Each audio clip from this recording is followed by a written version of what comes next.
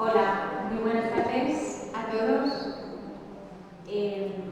Bienvenidos a este Salón de San Esteban, que hoy es parte del COF y también de la Delegación de Familia y Vida, con quien compartimos esta actividad. Como todos ustedes saben, esta es la tercera parte de una formación que empezamos en febrero en torno al cuidado de las personas mayores. Es verdad que el tema de hoy no solo es sobre las personas mayores, va mucho más allá. Muchísimas gracias por su interés, gracias por venir. Estamos encantados de que quieran participar en esta actividad del COF y esperamos verlos en cualquier verano. Las puertas del COF siempre están abiertas. Muchas gracias y muy bienvenidos. Damos también la bienvenida al COF y a Cuenca al doctor Cristian Villavicencio, que es el presidente de la Fundación Great Doctors, que viene desde Barcelona y va a ser el profesor de esta clase, que va a durar 2 horas y no va a haber descanso intermedio, así que si tienen ustedes que coger alguna cosa, aprovechen el momento. Nada más, muchas gracias Cristian, muchas gracias a todos ustedes y te doy la palabra, Susana. Gracias. Bueno, salud gigante, llevar toda la vida en la parroquia, convocando a la gente, puede ser la mejor hora y puede ser el mejor día. Y resulta que desde las 3 de la tarde esto está hasta la bola. Supongo que es que el tema lo merece. Y el ponente.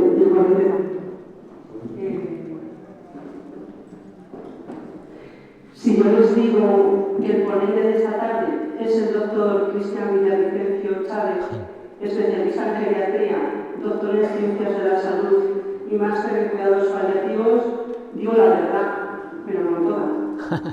Si añado que es el director de la Fundación Great Doctors y del Programa Internacional de Planificación Anticipada y de Intervenciones Complejas al final de la vida, es más verdad, pero tampoco toda. Además, podría rematar con que es profesor de bioética y coordinador de medicina paliativa de la Universidad Internacional de Cataluña. Sin embargo, si una vida no se resume con honradez en un currículum, la vida del doctor Villavicencio menos aún, porque quizá lo más propio del doctor Cristian es que enseñando a planificar los cuidados finales de la vida, enseña a vivir y ayudar a vivir. Ayuda a vivir plenamente el final de la vida, por lo que el título de esta conferencia es una bella verdad. El final de la vida sigue siendo vida.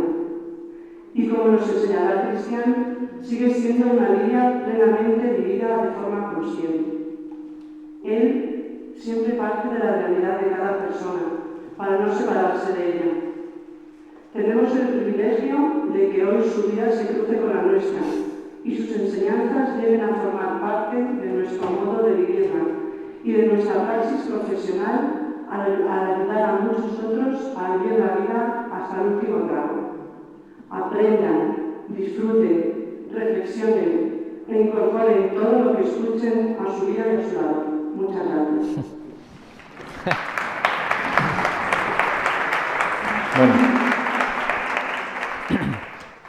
¿Se me escucha al fondo? Perfectamente, muy bien. Bueno, gracias por la presentación y bueno, ella me estima mucho porque ha sido mi alumna y entonces... ¡Ay! ¡Uy! ¡Buah! Ya está. No, pero no, vale, gracias. Sí, lo dejamos aquí, que no... Mejor lo llevamos para allá, que no se vaya a caer otra vez. Si me pongo esto, ¿ya lo escuchas bien tú o no? Sí, vale. Pues muy bien. Tengo un rango de moverme porque lo están transmitiendo. Esto que ha dicho Susana, en principio, yo es verdad que soy geriatra y me dedico al final de la vida. Y es importante ser consciente de esa realidad porque a veces dicen, ¿usted es el doctor que ayuda a morir? Digo, no, a ver. Vamos por parte. Yo no ayudo a morir a nadie. Ayudo a vivir el final de la vida hasta que dura. Que esto es muy diferente. Entonces, el título que me sugirió y que sugerimos entre todos era El final de la vida sigue siendo vida, cómo acompañar en esta etapa. Yo necesitaría algún puntero o algo para... Vale, pues, ¿y el ordenador hay forma de ponerlo por aquí? Aquí. Sí, perfecto. Entonces así ya... Muy bien, genial. Ya está, ya está. Aunque yo pueda mover esto. Muy bien. Entonces, esta charla voy a resolver 3 preguntas fundamentales y vamos a participar también, que será clave. La primera es, ¿qué es el final de la vida? Tenemos que ser conscientes de ello. La segunda pregunta es, ¿cuáles son los principales puntos que tenemos que tener en cuenta para cuidar esta situación? Y la tercera es, ¿qué podemos hacer para acompañar? Porque vosotros, ¿sabéis cuál es la tasa de mortalidad de esta sala? El 100%. Todos los que estamos aquí vamos a morir. Y eso es una realidad. El tema es ser consciente de ello. A mí los cuidados paliativos me han enseñado muchísimo, ¿no? De ver personas, no solo mayores, sino gente joven, que se marcha con una historia de vida muy concreta y le ha tocado en ese momento. Por lo tanto, el hecho de ser consciente de que es el final de la vida es fundamental. Entonces, respondiendo a esta primera pregunta, es el periodo anterior al momento de la muerte, donde una persona en la que sus funciones vitales comienzan a declinar, van a menos, disminuir. Ese es el final de la vida. Pero también es un periodo en que el paciente se encuentra con vida aún y tiene la capacidad para experimentar síntomas y emociones. Por eso el acompañar, hay que saber acompañar. A veces cuando te encuentras que está el paciente en final de la vida en una habitación y toda la familia está ahí como si le estuvieran velando en vida y hablando del fútbol o de otras cosas y no le estamos acompañando, también tenemos que aprender a saber qué hacer en cada etapa y cómo, porque no es lo mismo estar acompañando o estar viendo, como yo siempre digo, cuando educo a la familia en ese proceso concreto, no es lo mismo estar sentado delante de una hoguera, viendo cómo sale el fuego, que es muy agradable, de ver cómo tu familiar va cambiando. Por eso es importante saber qué tengo que hacer físicamente, qué va a pasar, tengo que saber qué va a suceder emocionalmente con el que acompaña, a nivel social, qué vínculo tengo. No es lo mismo que para un chaval de 10 o 16 años se le muere un padre de 50, que para uno que tiene 50 como yo, se muere un padre de 80. Eso es muy diferente. O que para cualquiera de vosotros se muere un hermano, o que para cualquiera de nosotros se nos muere un hijo. Entonces, esto cambia mucho la historia. Es como hace poco, porque yo soy profesor en la universidad, y hablaba vosotros, a los alumnos, el vínculo que tenéis con vuestros padres es el mismo que tenía yo cuando era estudiante de medicina. Para mí era una pesadilla que mi padre se muriera. Ahora, si me dicen que mi padre de 80 años fallece, es algo que no me extrañaría, por la edad que tiene y por las patologías que tiene. Esto es muy diferente. El dolor nadie me lo va a quitar, pero es verdad que es una situación que para mí es esperable. Entonces, el tema es este, que experimenta sentimientos, tiene síntomas y emociones. A partir de aquí, esto es clave. En este planeta Tierra, en esta vida que conocemos, y esto lo digo porque ahora vosotros estáis en un contexto muy concreto, hay gente que cree en otras vidas, eso yo lo desconozco, pero en la vida que conocemos existen 4 formas, 4 trayectorias, 4 formas de morir. No hay más. Uno es la muerte súbita, la primera. O sea, yo ahora mismo he venido de Barcelona, me vuelvo y me pilla un coche o me da un infarto y ¡pac! Muerte súbita, se acabó mi historia. La historia que conocemos todos, o sea, dice, oye, pero le dio un infarto y se murió, ¿no? Entonces, justo ahora le comentaba que estábamos comiendo, le digo, se ha muerto un amigo mío, no llegaba a los 70 años, era bastante fumador y, bueno, era bastante frágil pulmonarmente, ya había tenido varios ingresos en el hospital, sobre todo en invierno, pero ahora, pues mira, le falló el corazón y se murió. Entonces decía él, dice, se nos ha muerto el Félix, dice, ¿no? Hombre, bien, ¿no? Se ha muerto el sábado de gloria, ¿no? No tenía nada pendiente, justo el sábado, digo, pues me alegro por él, porque aparte con todo lo que tenía, se ha ido tranquilo y en paz, ¿no? Entonces, ¿era esperable? Sí. ¿Era joven? Sí, pero por la patología que tenía, era esperable que cualquier cosa le podría pasar. Entonces, la muerte súbita pasa de un momento a otro. La segunda que tenemos ahí es la muerte por cáncer avanzado, cuando no hay un tratamiento. Si os dais cuenta, es una curvita que luego va rápidamente hacia un giro. Y os suena en la calle que decimos, ostras, si hace 2 días le vi y estaba bien, ¿qué le ha pasado? ¿No? ¿Os suena o no?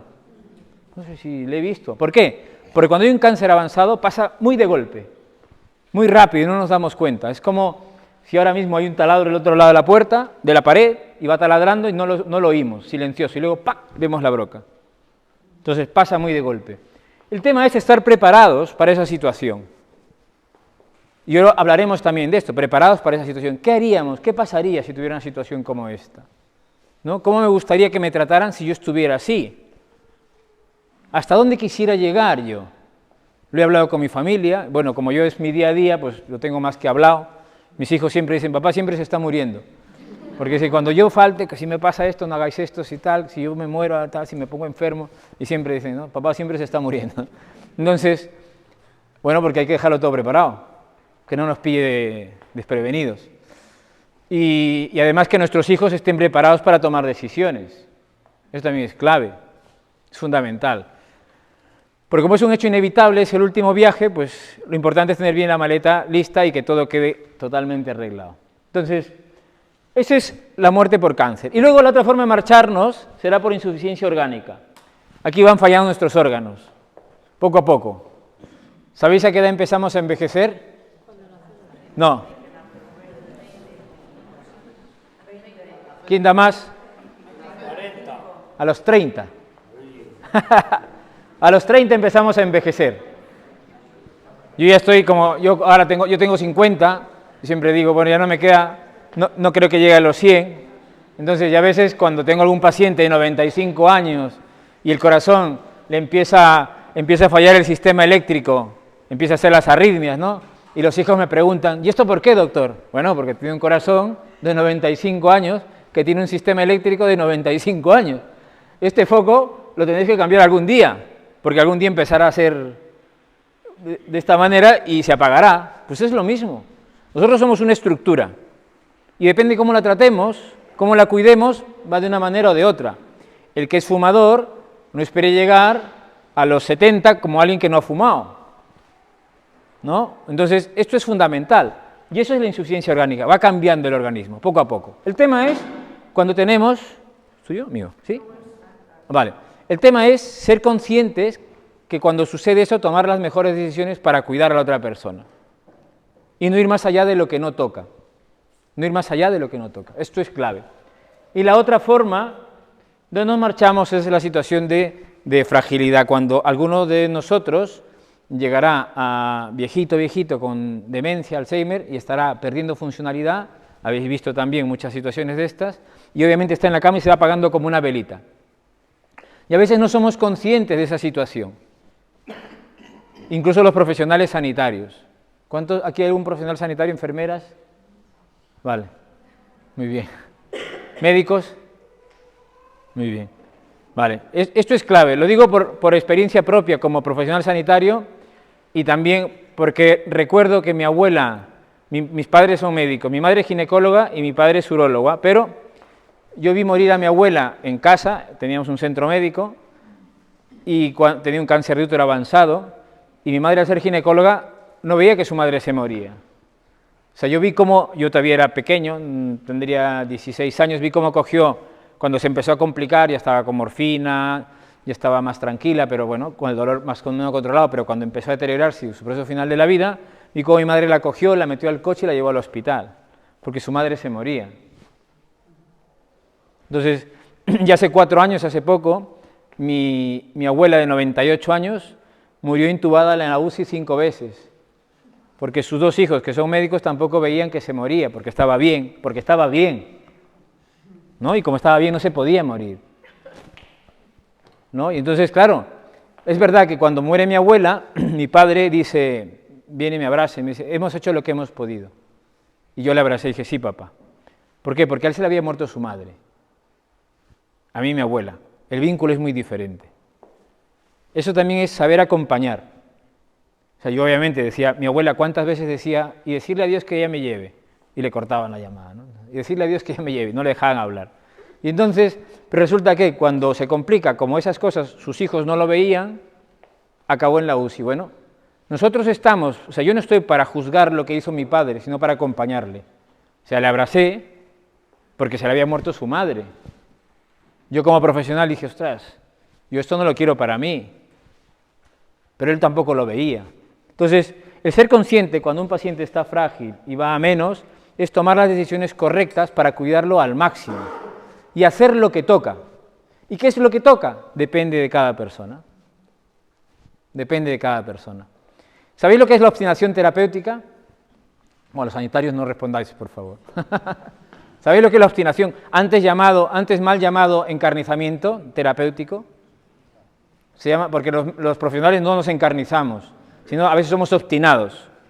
La obstinación terapéutica es cuando los profesionales sanitarios no somos capaces de ver el final de la vida y metemos al paciente a la UCI, le metemos cosas, hacemos cosas, le llevamos al hospital, nos obstinamos, porque no estamos formados para acompañar al final de la vida y hacer las decisiones, tomar las decisiones correctas.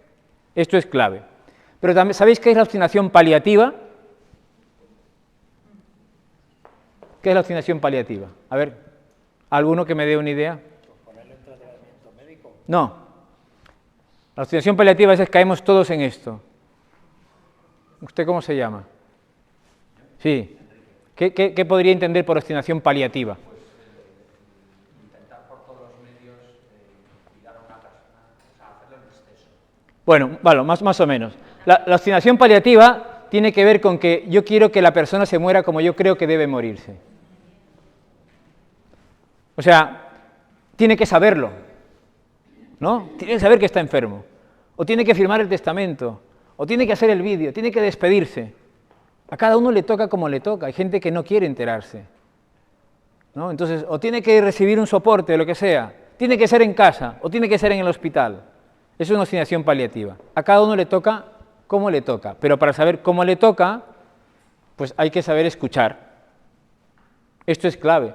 Cuando vosotros vais a una tienda, no os vendéis el zapato que quiere el vendedor, ni la camisa que quiere el vendedor. Si no, llegáis a una tienda y el vendedor os dice, ¿en qué os puedo ayudar? ¿No? ¿En qué le puedo ayudar? Entonces depende de la personalidad, que ahora tocaremos también un poco el tema, uno es más callado, en cambio el que vaya a piñón dice, mira, vengo a coger unos pantalones de este modelo. Pero el vendedor ya te ve y te dice, ¿en qué le puedo ayudar? Mire, quiero una camisa, más o menos te ve la camisa que tienes y te enseña cosas similares a las que tú estás vistiendo, porque si tú vas de traje no te enseña ropa de hippie, porque no te va a vender nada. Te trae algo similar a lo que tú más o menos vistes. Y luego, en base a lo que tú vas diciendo, va encajando un traje a medida de lo que para ti es importante, que probablemente tú no sabías, porque tú hay cosas que desconoces y al final sales de la tienda con el pantalón, con la camisa, los zapatos y dices, qué majo este chico, ¿no? Qué maja esta chica. Te ha vendido media tienda, sales con varias bolsas, fuiste a comprar. Pues nuestro trabajo a la hora de acompañar significa también eso, saber escuchar cuáles son las principales necesidades de la persona que está en situación de fragilidad. No como yo quiero que sea, sino como él le tocaría a cada uno, como a él o a ella le tocaría a cada uno. Esto es clave. ¿De acuerdo? Entonces, el punto principal es, ¿cuáles son los puntos que debemos tener en cuenta? Esto es fundamental. Voy a poner mi reloj aquí para que no se me pase la hora. ¿Cuáles son los puntos principales que debemos tener en cuenta? Entonces, aquí fundamentalmente, ir a ver más allá, profundizar. No es fácil porque cada uno tiene sus propios valores, su propia estructura, y en base a eso queremos que todo sea como nosotros pensamos. Y no funciona así. No funciona así. Si vosotros pensarais ahora que todos aquí sois mayores de edad, ¿cómo os gustaría que os traten vuestros hijos? Claro, dirías, hombre, ¿verdad? Tenéis una forma, vuestros padres se han criado de una manera como a mí, pero tenéis una forma concreta y un aprendizaje que sabéis lo que queréis. Y a partir de aquí diréis, pues mira, me gustaría que en una situación como esta, mis hijos lo hagan de esta manera. Os pongo un ejemplo. Yo soy padre de 5 hijos, con la misma mujer por eso. Entonces, aclarando, entonces siempre lo aclaro. Entonces, un día estuve en una residencia, hablando de Susana, entonces había un señor que llevaba 10 años con una enfermedad degenerativa y estaba encamado, mirando al techo. Entonces, como una residencia, pues hace un cuadro de broncoaspiración, ¿no? Entonces ya no puede comer, entonces la residencia, no sé la tuya, pero ahí donde fui, no había, la enfermera va una vez y luego unas horas y luego se marcha, con lo cual todo queda a nivel del auxiliar. Entonces, claro, ese hombre dije, yo a este hombre no le conozco. ¿Cómo habrá sido? ¿Habrá sido un tío hiperactivo? ¿Habrá sido un tío tranquilo, un pancha contenta? No tengo ni idea. Claro, no tengo ni idea, ¿no? ¿Qué sería importante para él? Entonces, lo más fácil para mí es, venga, al hospital, ¿no? Sin romper el círculo vicioso, ¡pac!, al hospital. Digo, ¿este hombre tiene familia o no? Entonces, sí, tiene 3 hijas. Bueno, pues llamemos a las hijas para tomar decisiones conjuntas. Entonces, porque le digo, mire, yo soy el médico, me han llamado, le digo, aquí veo que su padre ha hecho un cuadro de broncoaspiración, le cuesta respirar, tenemos varias opciones, os explico. Digo, la primera es llevarla al hospital y que ahí le pongan una vía endovenosa y seguimos con ese proceso, porque no somos conscientes de ese proceso involutivo que tenemos. Nos tenemos que marchar algún día, lo que queremos es marcharnos bien. Eso es fundamental, marcharnos bien. Y entonces, le digo, lo segundo es ponerle antibiótico intramuscular cada día, pero eso también puede ser doloroso y depende, puede evolucionar bien, porque vía oral no puede ser. Y lo tercero es básicamente, pues como son pacientes crónicos y no puede comer, digo, pues mira, es ver cómo evoluciona, porque puede responder, pero si no evoluciona correctamente, dormiremos su conciencia, que esto es muy diferente, la sedación es diferente de la eutanasia, dormiremos su conciencia para que no se entere que se está marchando. Entonces, una hija dijo, no, al hospital, y las otras me miraron y dijeron, no, vamos a casa. Ahora, no sé si aquí en Cuenca, pero en Barcelona, ninguna ambulancia te lleva a casa. O sea, la residencia, para que te mueras, no te lleva a casa. Ni la Cruz Roja, o sea, no, porque eso no, te llevan al hospital, te llevan a la residencia, pero de la residencia a tu casa para que te mueras, no te llevan. Entonces, yo me enteré en ese momento, porque busqué todas las opciones y no había. Y entonces, pues cogimos la furgoneta del hospital, perdón, de la residencia, y metimos al paciente ahí con la camilla y tal, y pues mira, lo llevamos a casa. Estuvo ahí 24 horas y tranquilito, acompañado de su mujer, de sus hijos, de sus 3 hijas, y al día siguiente murió, tranquilo. Rompimos el círculo, claro, porque yo digo, yo no conozco a vuestro padre, ¿qué hubiera querido él? Yo siempre repito esto en mi casa. Entonces llevé esta historia a mi casa y pregunto a mis hijos, les conté, ¿no?, lo que acabo de contar. Y le dije, si yo estuviera en una situación así, ¿qué haríais? Y mi mujer dice, bueno, yo conociéndote te dejaría marchar. Entonces dije, pues muy bien, gracias. Entonces le digo a la mayor, ¿y tú qué harías? Yo también, conociéndote, te dejaría marchar. Y la segunda, que es así más nervio, me dice, yo te llevaría al hospital. Entonces me quedé así, dije, bueno, pues, y tú, le digo a la tercera, que era más pequeña, dice, bueno, lo que diga mamá, dice. Y el cuarto y quinto, pues lo demás, lo que diga mamá, ya está. Entonces, le pregunté a la segunda, ¿no? Le dije, ¿y tú? Tía, que yo es preocupado, claro. Esto va a ser porque me va a morir mal. Entonces le digo, ¿y tú por qué me llevarías al hospital? Es que yo no quiero que te mueras, me dice. Esto es verdad, ¿no? Claro, cada uno piensa en tus sentimientos, en tus emociones, pero es pensar más allá, pensar en el otro. ¿Qué sería mejor para él?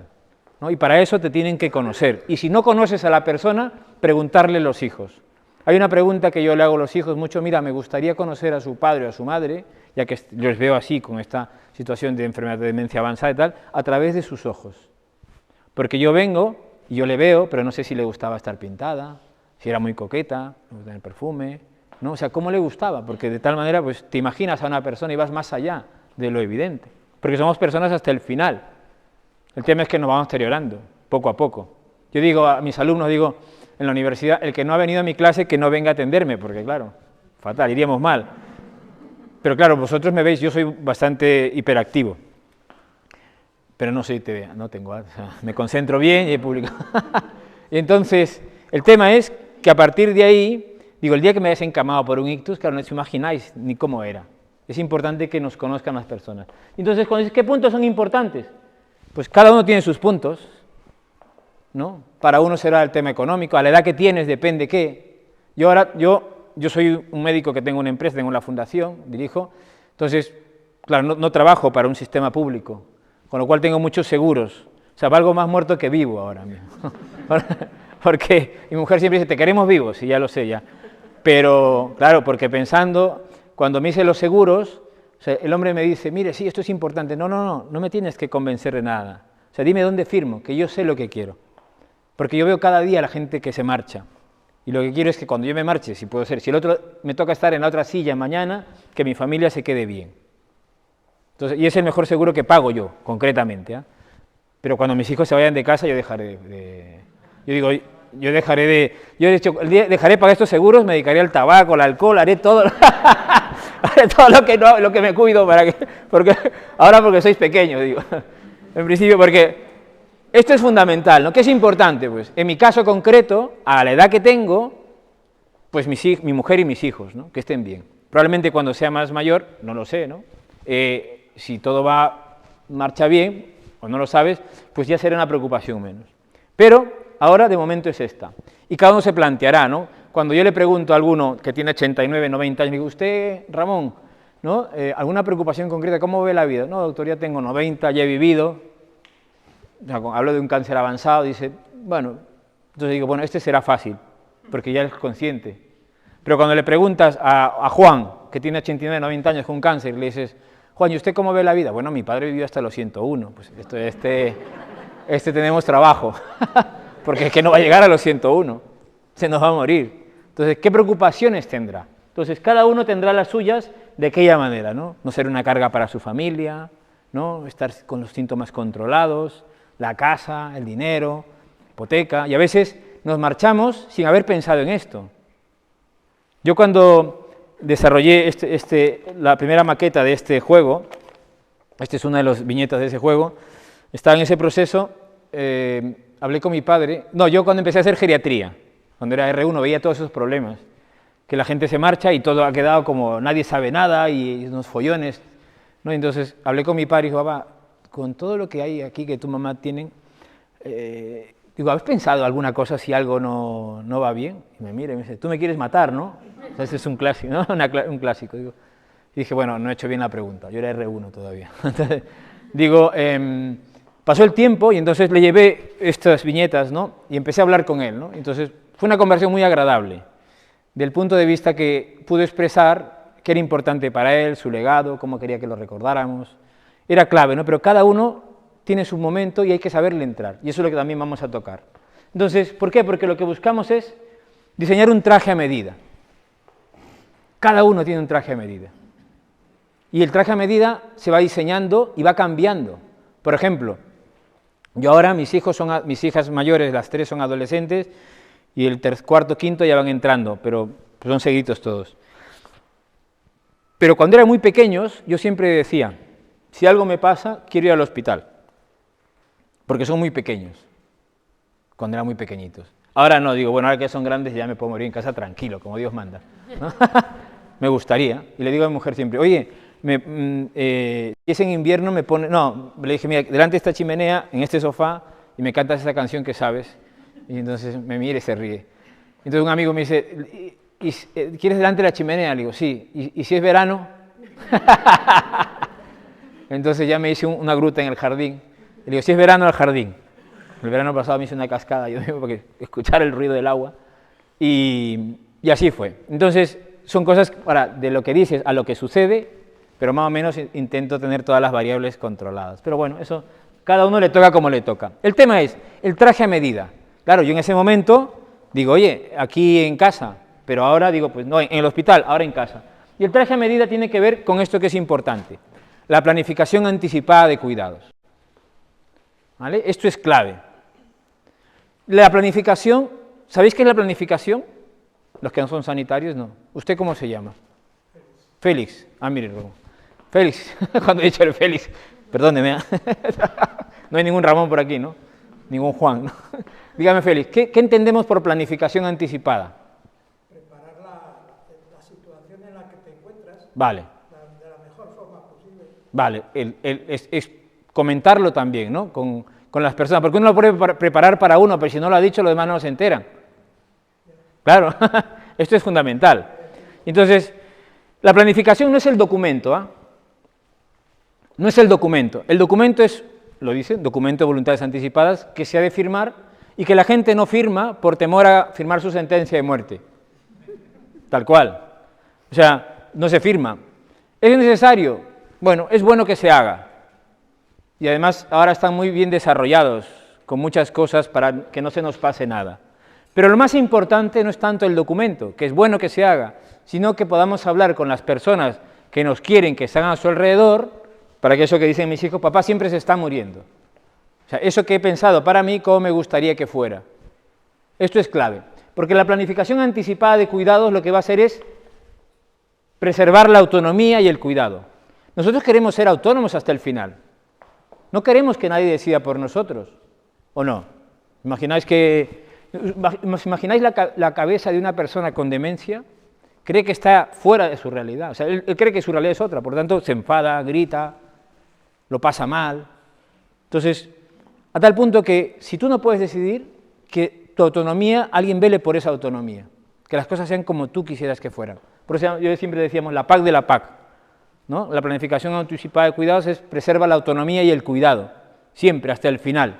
Y para eso es importante saber que, no me lo he inventado yo, ya hay una definición y os voy a explicar en pocos puntos qué significa, ¿no? Una publicación de la revista española y la otra de la europea, que básicamente es la traducción. Pero os voy a explicar qué significa. Es identificar valores. Cada uno de vosotros tendrá sus propios valores. Es muy personal. Es muy personal. Esto es el traje a medida. Reflexionar sobre el significado y consecuencias de escenarios graves de enfermedad. ¿Qué pasaría si yo tuviera un cáncer avanzado? ¿Qué pasaría si voy a envejecer deteriorándome? ¿No? Entonces, ¿qué pasaría si llega una demencia y no puedo decidir? ¿No? ¿Qué pasaría si me da una muerte súbita? Entonces, ¿por qué tengo tantos seguros? Por la muerte súbita. Pues no podré decidir. Entonces, ese es el tema en mi caso personal. Entonces, el tema fundamental es reflexionar sobre escenarios, que no los tengo, que no tengo ninguna enfermedad, pues bienvenido sea, pero si la tuviéramos, ¿qué pasaría? El tema es, ¿qué pasaría? ¿Y qué pasaría? Vosotros, algunos tendréis padres todavía, o sea, que están vivos. El tema es, ¿qué tendría que hacer con ellos? ¿Cómo le gustaría a mi padre ser tratado? No como yo, como mi hija, ¿no? Te llevaría al hospital porque no quiero que te mueras. Ya voy adoctrinándola poco a poco para que me deje marchar, ¿no? Porque si no lo voy a pasar mal. El tema es, ¿qué pasaría con mi padre? Lo siguiente es, definir objetivos y preferencias para tratamientos de atención médica futuras. Yo le digo a mi mujer, el día que yo tenga una demencia avanzada, si estoy en casa y hago una infección respiratoria, me dais un antibiótico. Si respondo bien, contentos todos, bueno, pues no me toca marchar. Pero si no, no me llevéis al hospital. O sea, yo personalmente, el que quiera hacerlo, pues que lo haga. Pero yo se lo he dicho muchas veces. Entonces, ¿cómo me gustaría a mí una situación de estas? El tema es, porque yo veo muchas situaciones en el hospital, digo, ¿pero qué hace este hombre aquí? ¿Qué hace esta mujer aquí en el hospital, en urgencias? No tendría por qué haber llegado, se podía cuidar en casa. O sea, en casa, porque yo hago atención domiciliaria, o sea, la atención, se necesitan solo 2 o 3 fármacos, no se necesita más. No se necesitan máquinas, ni grandes aparatos, se necesita una familia y unas personas que acompañan capacitadas para acompañar, para comprender que ese proceso es un proceso esperable. Dígame. ¿Puedo interrumpirle? Sí. A ver, voy a hacer un poco de malo. Sí, haga de malo, no pasa nada. Es médico y sabe lo que le podría pasar en esos momentos difíciles. Pero yo imagino a mí que me pongo malo para morirme, o no. Sí. Y no tengo ni idea de medicina que hago en mi casa, si no me puede atender nadie. Pero usted, No, se me ocurre preguntar. a usted dice, Claro, en esta edad, a usted. Vale, da igual, porque usted es médico y sabe si lo que me van a hacer aquí en mi casa me hace lo mismo en el hospital. Sí. Pero yo que no tengo ni idea, digo, en mi casa me muero, en el hospital a lo mejor Sí, pero usted a su edad, con lo que tiene, bueno, va al hospital, normal, claro, si se queda en su casa, malo. Me refiero que para eso el sistema... También le puede pasar ahora mismo porque ya, perdone, Sí, llamas al médico porque tu padre de 90 años está Sí. mal y te dice el médico, pues al hospital, ¿cómo le vas a decir? No, ya sí, sí, eso que dice es importantísimo. ¿Y sabe por qué? Porque para eso tenemos que formarnos como sociedad. Ese es el tema. Por ejemplo, vosotros no sabéis, ni para vuestros padres, pero ¿qué pasaría si yo llego a vuestra casa y os digo, ¿cuál es su nombre, perdone? Pedro. ¿Y el suyo? Coral. Y sois hermanos. Y yo llego. Y yo os digo, mire, no conozco la historia de vuestro padre, pero digo, mire, ahora hay que cuidarle, por ejemplo, ¿no? En invierno, que no se nos constipe. En verano, que no se nos hidrate, haga una infección de orina. En base a estas cosas, no sé, hablo de una persona mayor que está encamada y tal, las cosas que pueden pasar. En base a esto, ¿qué vamos a hacer? Yo no conozco a vuestro padre, imaginemos que está encamado y tal, digo, claro, ¿qué hubiera querido él? Y en base a eso tomamos decisiones conjuntas para que cuando venga alguien de fuera sepa que hemos decidido de forma conjunta qué es lo mejor para esa persona. Pero para eso tiene que haber educación sanitaria, tanto el sistema como con la familia. No sé si me he explicado. Eso es lo que hacemos. ¿Por qué? Lo más fácil es derivar al hospital, o que llamar al médico y que el médico te diga al hospital. Porque también hay miedo. Claro. Bueno, eso es otra cosa. Entonces, cuando trabajamos con las familias claro, dice, no se lo quieren llevar a casa del hospital, ¿no? No se lo quieren llevar a casa. Digo, ¿pero por qué no se lo quieren llevar? O sea, hay que ir un poco más allá, porque la familia no sabe, si no sabe, es lógico que tenga miedo, es normal. Si indagamos un poco más y les educamos y les explicamos cómo se hace, o sea, la situación cambia. Porque estar en tu casa, acompañado, y por ello digo, no se necesitan muchos fármacos, una palomita subcutánea y 2 o 3 fármacos más, no hay más, no necesitas ni aparatos, ni siquiera el saturador, porque la gente no se muere como en las películas. O sea, la gente no se muere dando besos a todos y cuando...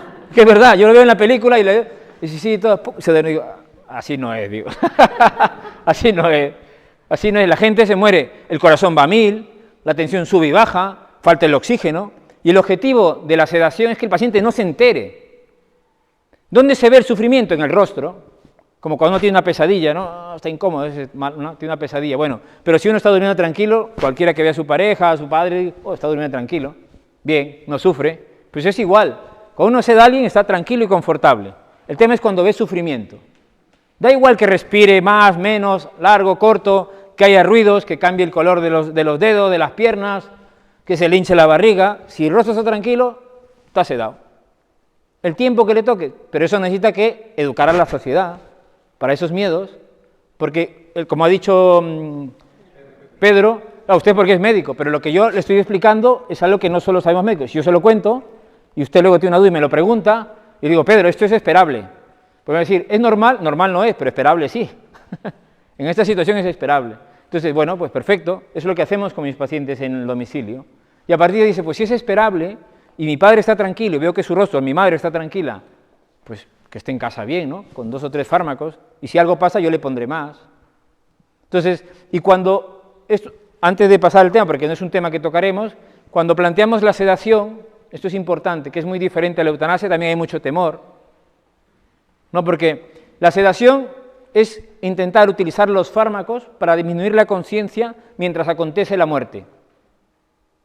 Pero la sedación tiene un riesgo que puede acabar con la vida. Entonces, os voy a explicar de otra manera. Todos los profesionales sanitarios y la medicina en general, cuando hace un fármaco o hace cualquier cosa, tiene un principio bueno, que es, por ejemplo, el ibuprofeno, controlar el dolor, un principio bueno. Un efecto secundario, te puede dar una gastritis si tomas mucho. El principio bueno del paracetamol, también el dolor, la fiebre, te puede dar un daño hepático si tomas mucho, hay un efecto secundario. El principio bueno está por encima, pero el efecto secundario es el riesgo. No sé si me explico hasta ahí, ¿sí? Por lo tanto, la sedación es dormir la conciencia mientras acontece la muerte. Vas a poner un fármaco para dormir su conciencia. Pueden pasar 3 cosas, yo le explico esto.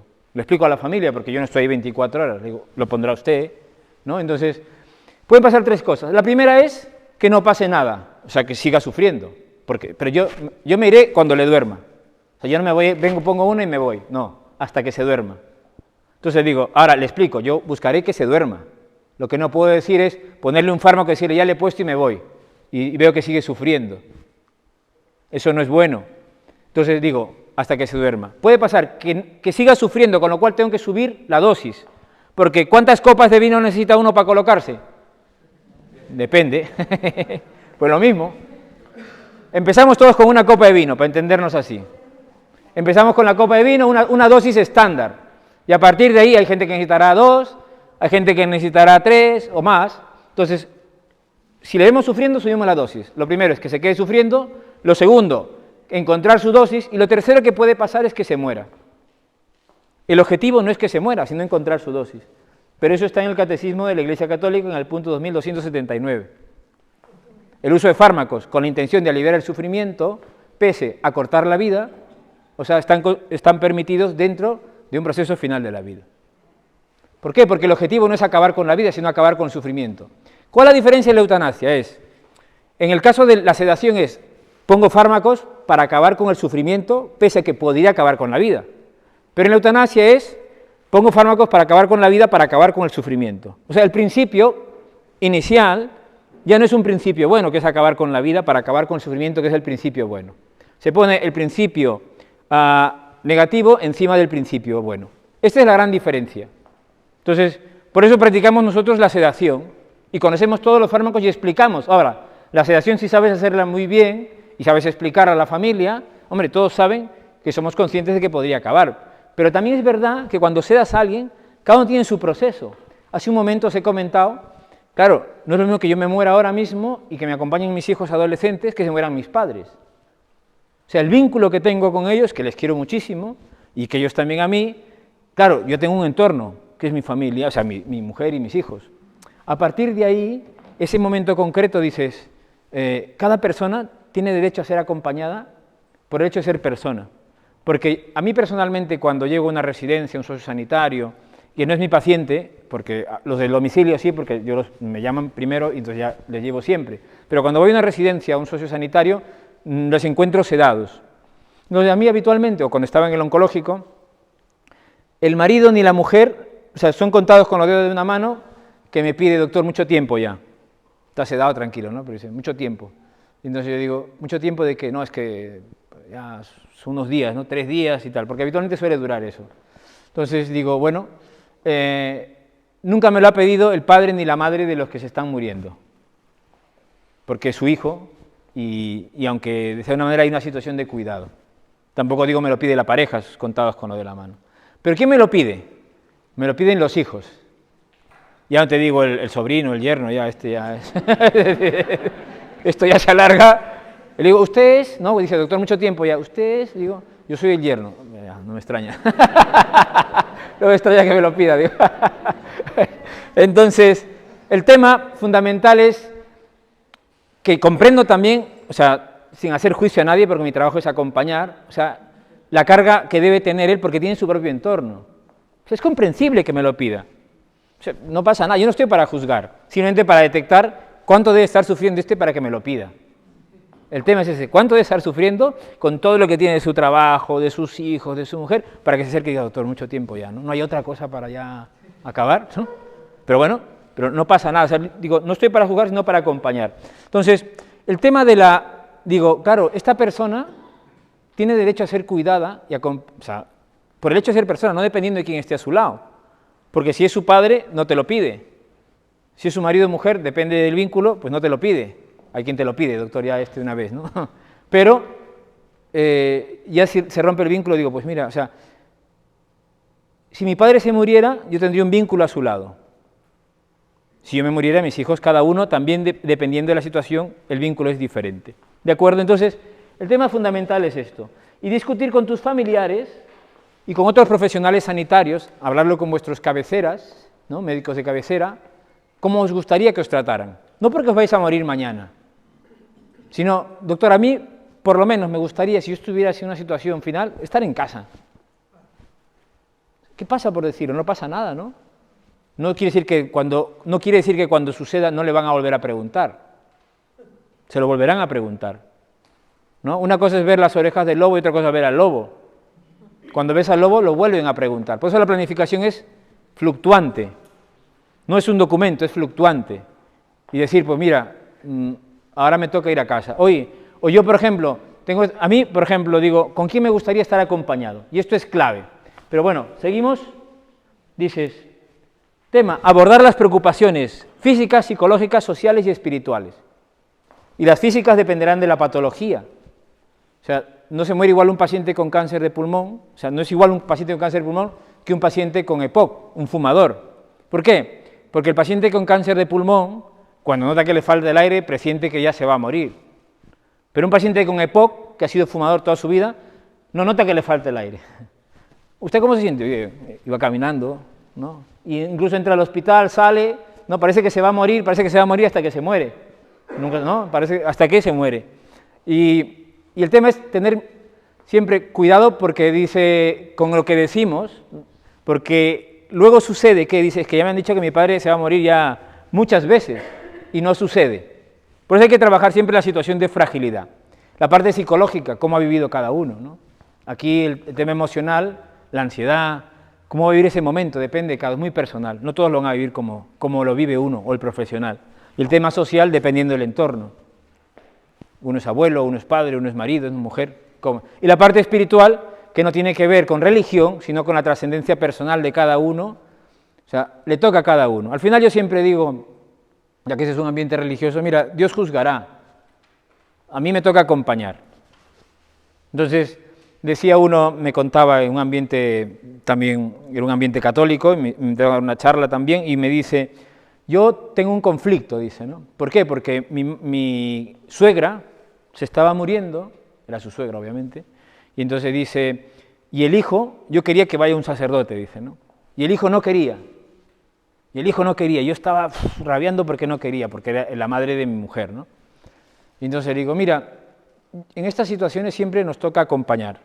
Y a mí me sirve mucho la frase de Santa Teresa, bueno, la anécdota de Santa Teresa, cuando dice, Jesús se le aparece, si me equivoco me corrige madre, entonces le dice, Jesús se le aparece y le dice, reza por tu tío.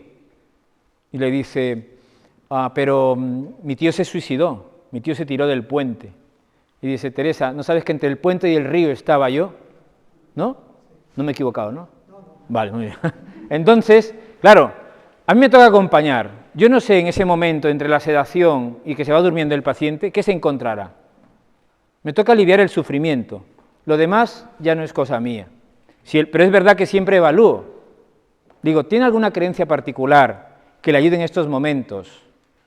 Esto va a pasar a todos, porque vosotros, si sois creyentes o no, os podéis ver esos afectados sobre lo que van a decir los pacientes o las personas que acompañáis. Digo, ¿tiene alguna creencia particular que le ayude en estos momentos a llevar la situación? Es la primera pregunta que hago. Claro, yo no hablo de religión con los pacientes, ni saben qué religión tengo, si soy ateo, judío, protestante, no tienen ni idea. Entonces dicen, la gran mayoría es cultura católica y siempre saca el tema, ¿no? Entonces, no, yo en los curas no creo porque no sé qué. Hay gente que dice, no creo en nada, ¿no? Pero hay gente que se enrolla y empieza a decir, bueno, digo, segunda pregunta, ¿no? Porque él está soltando y está desahogándose. Digo, bueno, esto que dice es importante, válido. Yo puedo sentirme ofendido o no, pero digo, esto que dice es importante. ¿Esto que ha compartido conmigo le ayuda? Y te puede decir sí o no. No, porque y entra en el bucle otra vez. Tercera pregunta. Esto es importante. ¿Tiene con quién compartirlo? Y entonces te dirá sí o no. Entonces, en el sí, en el no, pues rompes el bucle y dices, mire, ¿me permite que le busque una persona con la que usted pueda hablar de estas situaciones? Y ya está. ¿Sabes qué le ayuda? Esto es clave. Has evaluado su situación espiritual. ¿La tiene o no la tiene? ¿Y por dónde podemos tirar? Pero ya no te enfrascas. Y tampoco haces que eso te genere dolor, porque tu trabajo, el mío es ayudar y acompañar y evaluar. Pero si no evalúo, no puedo acompañar.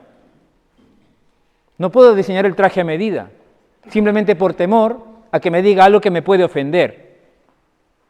¿Me explico? Esto es clave. Por lo tanto, es fundamental. El tema espiritual, y a veces no lo abordamos porque tenemos miedo. 3 preguntas claves que tenemos que tener presente. A partir de aquí, identificar un representante. ¿Quién va a decidir por ti cuando puedas? Al día de hoy, por ejemplo, mi mujer, claro. Cuando mi mujer, si llegamos a los 80, no lo sé, y esté más frágil, será uno de mis hijos, probablemente. Que no sea la segunda, porque si no le hemos liado. Aunque este es el tema. Yo siempre ya, no sé si vosotros habéis visto, los que sois sanitarios, cuando vais al hospital y el que la monta, ¿no? Hay un hijo, yo digo, esta va a ser la que la va a liar, digo. Esto es malo, tengo que educarla más, porque para que mi final sea muy tranquilo, digo. Entonces, y además, ese representante, y a veces no es quien nosotros pensamos. El otro día, en el curso había una alumna que hizo, pues que hacéis vuestros ejercicios, ¿no? De hacer planificación. Entonces, estaban en un domicilio y me pasan un audio de un hombre joven digo 56 años más o menos, que estaba muriéndose de un cáncer, tenía hijos ya de 20, otros de más pequeños, y entonces en la conversación yo escuchaba el audio y le dice, la médico le dice, ¿por qué usted le dice, si en algún momento no pudiéramos decidir, ¿quién decidiría por usted? Y él dice, su mujer estaba al lado, y dice, hombre, claramente, mi hijo Juan. Y yo escuché el audio y dije, ostras. Claro, y dije, claro, si le hubiéramos preguntado a la mujer ¿Qué hubiera pensado, no? Porque ella pensaría que era ella. O no lo sabemos. Hombre, claramente mi hijo Juan dijo, ¿no? Entonces, es importante saber y también comparar cuánto conocemos a la otra persona. Porque nosotros decimos, no, mi padre en casa es imposible, pero el padre dice, ¿yo por qué no puedo morirme en casa? Yo quiero morirme en casa. Y los hijos dicen, no, no. Eso también es clave, ¿no? O quién va a decidir por ti. No, no, ya seré yo, dice la mujer, y si no es así, entonces hay que encontrar puntos en común. Dígame. Pero eso es, padre decide quién decide si él no está capacitado. Pero eso también es mucha carga para la persona. Exacto. Bueno, entonces, esto, ¿Son más hermanos? por eso, vale. Entonces, esto que ha dicho es importantísimo. ¿Sabe por qué? Porque cuando hablamos de esto, digo, hombre, eso que usted ha comentado, ahora lo estoy contando así de manera del audio, pero cuando toca, digo, bueno, esto es importante que dice, ¿no? Y este comentario lo soltamos, ¿por qué? Porque si no sería mucha carga. Hay gente que dice, lo deja sobre la mesa y te dice, mire, lo he pensado mejor, doctor, en vez de que sea uno, que son los tres. ¿No? Pero es verdad que como hay madres que tienen preferencias a veces por uno, pobre chaval, le cargan de toda la responsabilidad, incluso de eso, ¿no? Teniendo tanta preferencia, ¿no? Y no es así. Entonces, que decidan los tres. También es verdad que hay una edad momento en la vida donde hay hijos ausentes, y entonces los padres se amparan, ¿no?, del que está siempre presente. Entonces, esto es clave. Y ojo, también tener en cuenta que no siempre el que está acompañando es el cuidador principal. Muchas veces, yo siempre digo, para que una intervención sea efectiva y realmente no te cargues emocionalmente y no te desgastes y sea en corto tiempo, busca el cuidador principal. Pero el cuidador principal no siempre es el que está al lado de la cama. El cuidador principal es el que corta el bacalao. El hijo, el hermano que está en la sombra, que decide desde fuera, y a partir de ahí, cualquier cosa, si tú detectas que el que está a su lado no es el cuidador principal, pide el teléfono del otro y habla, para que la intervención sea corta y no te agotes. No va a pasar nada por explicárselo, y vas a ver que todo será mucho más sencillo. Hombre, validando también al que cuida, pero si te quieres curar en salud para evitar un problema, o sea, que la intervención se alargue y sea compleja, busca al cuidador principal, que es el que está en la sombra muchas veces. Y entonces, y eso hay que registrarlo y revisarlo. ¿Por qué? Porque yo, como decía, antes quería morir en el hospital, ahora en mi casa, perfectamente, me gustaría, que eso es lo ideal, ¿vale? Entonces, y revisarlo periódicamente, para que el caso que en algún momento no podamos decidir o tomar decisiones.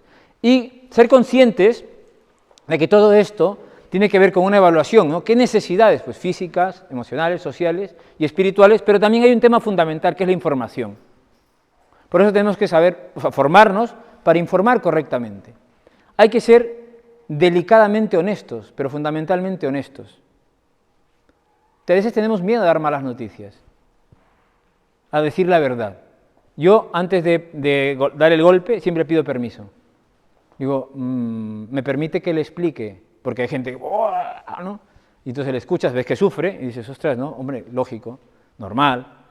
Probablemente, yo así no quiero vivir. Hombre, lógico, yo tampoco quisiera vivir así, probablemente, ¿no? Entonces digo, ahora, no entiendo por qué voy a un sitio, voy a otro y nadie me dice nada, tal, nadie me explica. Entonces, bueno, pues, está sufriendo. Digo, ¿me permite que sea honesto con usted y le explique cuál es la situación? Entonces ahí me quedo callado. Ese silencio que incomoda. Porque de ahí veré su respuesta. Entonces, si se queda callado y no me dice nada, quiere decir que no quiere saber, que solamente quería desahogarse. Entonces le digo, se queda callado y le digo, mire, no se preocupe, solo quiero que sepa que yo estoy aquí para ayudarle. Y si en algún momento quiere hablar del tema, yo encantado de explicárselo. Eso se llama evaluar la verdad soportable. Evaluar la verdad soportable. Tenemos la responsabilidad de decir la verdad, pero también más responsabilidad de evaluar qué verdad es capaz de soportar la persona que estamos cuidando. Ahora, si me dice, sí, explíquemelo, entonces le explicaré de manera gradual, de lo menos complicado a lo más complicado, para que sea consciente que estamos en una situación de fragilidad. Digo tanto al paciente como al familiar, que el familiar a veces, no entiendo por qué le pasa esto a mi madre, entra y sale del hospital, entra y sale. Bueno, pues su madre tiene 95 años, ¿no? Tiene una época avanzada, una insuficiencia cardíaca, y todo esto se va complicando. Y como nadie se lo explica, entra y sale, claro, y entonces hay un sufrimiento que es la información. Nadie te lo explica, simplemente vas y venga, antibiótico para casa y ya está. Hay que explicarle, para decidir entre todos, oye, mi madre era así, ¿qué podemos hacer para que mi madre esté tranquila ahora? si pudiéramos decidir. Esto es clave, ¿de acuerdo? Entonces, y aquí que os dais cuenta que todos nosotros formamos parte de un proceso concreto para cuidar. Y ves, aquí no solo están los médicos, sino ahí no se ve, pero médicos, enfermeras, en soporte espiritual, trabajadoras sociales, girando en torno, si os dais cuenta, el paciente está al medio y al lado de la familia. Para nosotros es fundamental en cuidados paliativos, y creo que debería ser siempre en todas las especialidades, el paciente y la familia. Hay un dicho, a mí me gusta decir siempre, digo, mientras más mejor. O sea, me gusta dar malas noticias a grandes grupos, me encanta, de verdad, es como un juego. Sí, bueno, te tiene que gustar jugar, ¿no? ¿Por qué? Porque así desconoces a todos. A veces te llamas solo, a mí me llama el que manda, ¿no? Y me dice, cuando vaya a casa, doctor, ¿estará ahí la cuidadora o estará mi hermana? Pero el que me ha llamado, ¿y usted estará? No, yo tengo mucho trabajo, sería bueno que esté. ¿Cuándo puede estar? Y yo voy. Claro, porque... ¿Y cuántos hermanos sois? 4, pues no pasa nada, los 4, los 5, mejor, mientras más mejor. Porque así conoceré a lo que voy a explicar, su estilo de personalidad, su comunicación, y a cada uno iré dirigido. Porque lo que quiero es ayudar a que ese paciente se marche de la mejor manera y que esa familia sufra lo menos posible y esté preparada, porque eso es inevitable. O sea, yo no soy un cirujano que va a hacer una intervención y puede ir bien o puede ir mal. O sea, el paciente se va a morir, no tengo pierde yo, ¿no? Se va a morir. El tema es que en ese proceso tengo que acompañar, detectar el sufrimiento del paciente para poner los fármacos necesarios, detectar el sufrimiento emocional para decir lo necesario, conocer a la familia para ajustar la información para que no sufra, y ver toda la situación global del paciente para que esté tranquilo. O sea, el curso va a ir, independientemente que yo quiera hacerlo, va a ir de esta manera. No tengo yo otra salida. A partir de aquí, vemos que hay dificultades, ¿no? Primero, el tiempo, depende de los profesionales sanitarios, tenemos poco tiempo. Pero si sabemos hacerlo bien, podemos acortar los tiempos. Si en vez de tener 2 visitas, mientras has visitado a la que cuida, le has explicado todo, y luego inviertes otro tiempo en explicarle al otro que se te sale encima cuando no tenías planeado, pues es un doble tiempo. Pero si tú sales de esa visita y dices, vale, detectas que ella no es la cuidadora principal, o sea, la que está en la sombra, rápidamente le dices, ¿tendrá? ¿No? O sea, no, mi hermano, ¿qué tal? Bueno, teléfono, pum. Esa es una visita y media y punto, ya está. No tendrás una cosa de sorpresa. Entonces, esto es clave. Bueno, pero cuando eres voluntario, cuidador, a veces sueles tener más tiempo. Entonces, hay otro tema, es la información. ¿Qué vas a decir? Porque tenemos miedo, ¿no? ¿O qué vas a recoger? Es fundamental saber qué es importante para cada persona, recoger la información necesaria, tener seguridad y obviamente dar satisfacción, porque obviamente es una situación oscura, pero cuando sabes que lo estás haciendo bien, cuando sabes que lo estás haciendo esquemáticamente, sabiendo, oye, mira, hay unos pasos concretos, que recoge información necesaria sobre, por ejemplo, quién es su cuidador, cuál es su entorno familiar, porque su cuidador es uno, pero con quién expresa sus emociones, qué espera el equipo sanitario, dónde le gustaría acabar sus días, le gustaría estopizar hasta el final, le gustaría que tuviéramos su conciencia, le gustaría tener algún soporte espiritual. O sea, todos puntos que tenemos que recoger y decir, oye, si he recogido todo eso, genial, chapó, me voy tranquilo, y además él se queda tranquilo. El tema es qué podemos hacer, ¿no? La tercera pregunta, eran los puntos que teníamos que tener importantes. ¿Qué podemos hacer? A partir de aquí, los puntos importantes hoy. ¿Qué voy a decir? Lo voy a poner para que ya pase, vale. Hay que pensar qué voy a decir. Esto no me lo he inventado yo. Esto está descrito en la literatura de Advanced Care Planning del Framework, o sea, la red de 2019. ¿Qué tengo que decir? Una conversación ética y honesta. Porque si nosotros, a veces por querer ayudar y no saber qué decir, decimos, ¿me voy a curar? ¿Qué haces? ¿Me voy a curar? ¿No? ¿Qué? Dios quiera, pero ¿y si no es creyente? Pero yo no creo en Dios. Claro, porque no solo se mueren los católicos o los cristianos. Tal cual, ¿no? Si no es creyente, entonces, claro, dice, o me voy a morir. Entonces, es explorar más allá, ¿no? Esto que me está diciendo, ¿no? O sea, me preguntaba yo, ¿qué está pasando por su cabeza para decirme esto? Se llama el efecto espejo, de tal manera que puedo obtener más información. Entonces, a partir de ahí es ser honesto con él. Mire, me permite que le explique lo poco que sé o lo poco que he entendido, o que averigüe qué va a pasar, y si uno no es sanitario, puede averiguar. Y averigua, se informa y dice, mire, he venido a explicarle porque ha generado ese vínculo. Lo siguiente, registrarlo en algún sitio, en la historia clínica, compartirlo. Después, comentarlo con el paciente y la familia. ¿Es esto lo que hemos hablado? y obviamente compartirlo con el equipo asistencial y los responsables. Eso es la planificación, eso es lo que tenemos que hacer siempre. Y obviamente para eso es primero trabajar nuestra propia fragilidad. Esto es clave.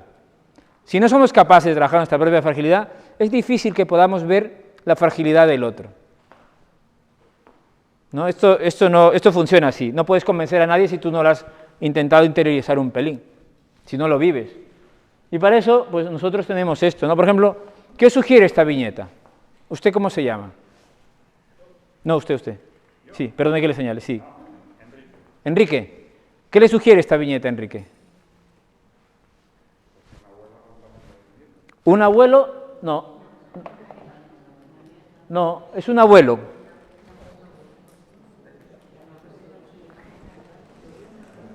Usted que es su mujer, ¿no? ¿Cuál es su nombre? Ana, ¿qué le sugiere? Va a una residencia, le están lavando los pies, vale, no tiene la comida, ¿no? Vale, y a usted, ¿cómo se llama usted? Rosa. Cuidados, vale, muy bien. Y usted, Pedro, ¿no? Pedro, ¿qué le sugiere?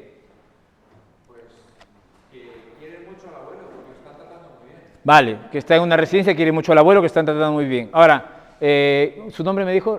Coral. Si usted estuviera en una situación como esta, ¿qué le gustaría? ¿Cómo le gustaría que la trataran? ¿Qué dice? ¿Qué ha dicho? Con amor, dice. Vale, algo así. Bueno, usted quisiera algo así. ¿Alguien algo diferente? Eso en su casa. Ojo, ¿ah?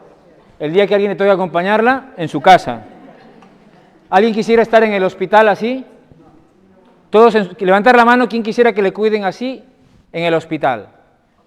¿En casa, levantar la mano? ¿En casa?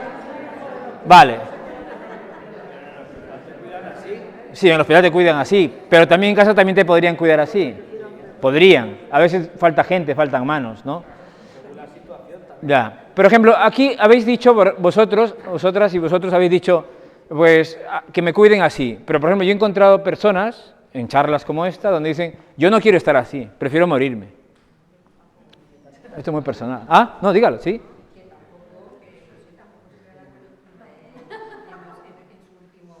No, ya lo sé, pero dice, no, pero no ser dependiente de nada, nunca ir al hospital. Hay gente que lo piensa de esa manera. Esto es clave, dígame. Sí, yo. Sí, yo digo, el día que no me pueda valer, cojo mi maleta y voy a una residencia. Yo. Sí. Yo pienso eso, ¿ah? Con amigos, bueno, si se puede. En cambio, mi madre siempre decía, yo os he criado para que vosotros me cuidéis. ¿Cómo? Cuando un padre te dice que quiere una residencia, hay que hacerle caso, no hay que hacerle caso. Bueno, ahora, un momento, ahora. Eso depende también de... Claro, pero su padre tiene autonomía, ¿sí o no? No, pero... no es su caso. Vale, pero si tiene autonomía, salvo que le ofrezcan algo diferente. Entonces, ahí va donde va la conversación honesta y ética. O sea, papá, ¿por qué quieres irte a una residencia? Tiene que haber un motivo. Pero a veces por no molestar. Exacto. Vale, pero ¿por qué siente que no quiere molestar? Porque nadie le visita probablemente, o estáis cada uno en su bola. Porque nunca, siempre ha sido independiente. Sí, pues, y quiere mantener su independencia, pero se da cuenta que tiene una fragilidad en su casa. Pero no quiere molestar, pero seguramente esté mejor, quiere estar en su casa, pero no quiere molestar. Sí, entonces le planteas la siguiente opción, papá, o sea, por eso la conversión honesta es, mira, saber qué datos vamos a recoger y mira, estas serían las diferentes opciones, pero a veces tenemos miedo a profundizar y nos quedamos en no quiere molestar y chocamos en vamos sí y no, pero hay que profundizar un poco más. Por ejemplo, yo a mi padre le digo, ¿dónde te gustaría que te cuidáramos al final? En el hospital, me dijo. Y dije, papá, ¿el hospital por qué? No, porque claro, en casa no. Y le dije, papá, pero si tú tuvieras, o sea, el hospital, siempre he hecho el hospital, si tú tuvieras en casa alguien que te cuide, que esté encima tuyo, un médico, es muy básico esto, pues él es urólogo, de esto no sabe mucho, ¿no? Entonces, dice, bueno, se queda pensando, dice, discutimos un poco y desgranamos el tema, ¿cómo sería en casa? Dice, bueno, en casa no estaría mal, pero él lo desconoce. O sea, ¿qué es lo que le hace sufrir a su padre o al padre? Porque todo el mundo quiere estar en su casa. Yo vivo en una casa relativamente grande y digo, pues mira, es claro, pero si yo ahora pienso, como veo a la gente mayor, digo, yo esto no lo podré mantener. O sea, yo no podré mantener mi casa. Ahora me gusta el bricolaje y yo pinto, hago todo en mi casa, pero yo pienso y digo, claro, como esto yo cuando sea mayor no lo podré mantener y me dará mucha pena ver cómo se deteriora. Te lo diré, si eres mi hija, te diré, oye, si no haces nada, pues mejor lo vendo y me voy. Pero hay un sentimiento interno, hay que ver por qué, hay que indagar por qué, porque nadie se quiere ir de su casa, pero hay que ver por qué. Pero es verdad que si tienes autonomía y luego razona y ves las variables y ves que no hay tu tía, porque una cosa es lo que queremos y otra cosa es lo que podemos. Y tenemos que trabajar en esa situación. Hay gente que quiere morirse en su casa y no se puede porque no hay quien le cuide. ¿Me explico? Entonces, una cosa es lo que queremos y otra cosa es lo que podemos. Dígame, Félix. Es muy importante el Sí. cuidado de paliativos. Entonces, la casa yo creo que es el sitio mejor si es ya una cosa terminal. Sí. Mi padre le dio un ictus y me dijeron los médicos, no tiene solución. Pues llevamos a casa, Ya está. yo rodeado de la familia, Claro. allí en su habitación, en su Cristo que todas las noches Ya. daba oraciones, etcétera, etcétera. Y claro, llamamos al sacerdote. Ujú. Pero claro, usted tenía la suerte de tener una familia que le acompañaba, pero no todos tienen esa suerte. Entonces es muy personal, por eso a veces el padre dice, yo quiero estar en casa, pero una cosa es lo que queremos y otra cosa es lo que podemos, porque si yo también detecto que en casa va a estar más solo que la una, y quién no le va a acompañar, ese proceso final de la vida no va a ser el más idóneo. Entonces recomiendas que sea en el sociosanitario o en la residencia. O por ejemplo, hay cuidadores, para ser cuidador hay que ser válido también, hay que formarse un poco, ¿no? Entonces, si yo a veces veo a la mujer o al marido que es súper nervioso, ansioso, tal, entonces claro, el paciente se está muriendo, necesitas a alguien que controle un poco la situación. Entonces pregunto, ¿quién se va a quedar esta noche? Y entonces sale la mujer o el marido, yo. Y pues va a ser malo, digo. En mi cabeza pienso, digo, esto no va a ir bien. Porque claro, esa noche lo va a pasar mal el paciente, ¿no? Porque el otro se altera. Entonces, como un niño, está frágil, entonces hablo con los hijos, digo, ¿no habría alguno de vosotros que se pudiera quedar? ¿No? Sí, tal cual, porque creo que su madre o su padre debería descansar en casa y tal, porque ya te enseña la experiencia, ¿no? Entonces, todo está muy bien, pero hay que evaluar. Es como no dejar cabo suelto. O sea, tengo que hacer una buena evaluación para no dejar cabo suelto y que todo vaya un poco niquelado. Como cuando uno, pues como hablo del bricolaje, cuando va a una casa, pues primero esto, lo otro, tal, que todo quede bien puesto. Al final le entregas las llaves, o al final dejas el traje a medida. A cada uno le toca como le toca, pequeño, grande, más anchito, ¿no? Pero es fundamental. Y este es el tema, y no todos quieren esto. Por ejemplo, la siguiente. ¿Qué sugiere esta imagen? ¿Ah? La compañía. Y para vosotros, ¿quién os gustaría que os acompañaran? Yo pongo un ejemplo. Por ejemplo, a mí, a esta edad, la edad que tengo, pues que esté obviamente mi mujer primero, mis hijos, mis padres si pudieran, mis hermanos, mis dos hermanos que están aquí, y después tengo un mejor amigo. No tengo más. O sea, ese es donde yo lo he pensado. Y ya lo tengo dicho, se ha trabajado. ¿Vosotras? Yo voy a tener un problema. Porque a mí me gusta, quiero mucho a mucha gente y Ya. me siento muy acompañada. Pues, Voy a necesitar el salón. vale. Poco a poco, a turno. A turno. ¿Se los has dicho? Ahora se los dices. Mucha gente especial. Claro. Y quería decir una cosa con relación a lo que estábamos diciendo antes. Yo tengo personalmente mi madre y mi suegra y son dos casos diferentes. Ya.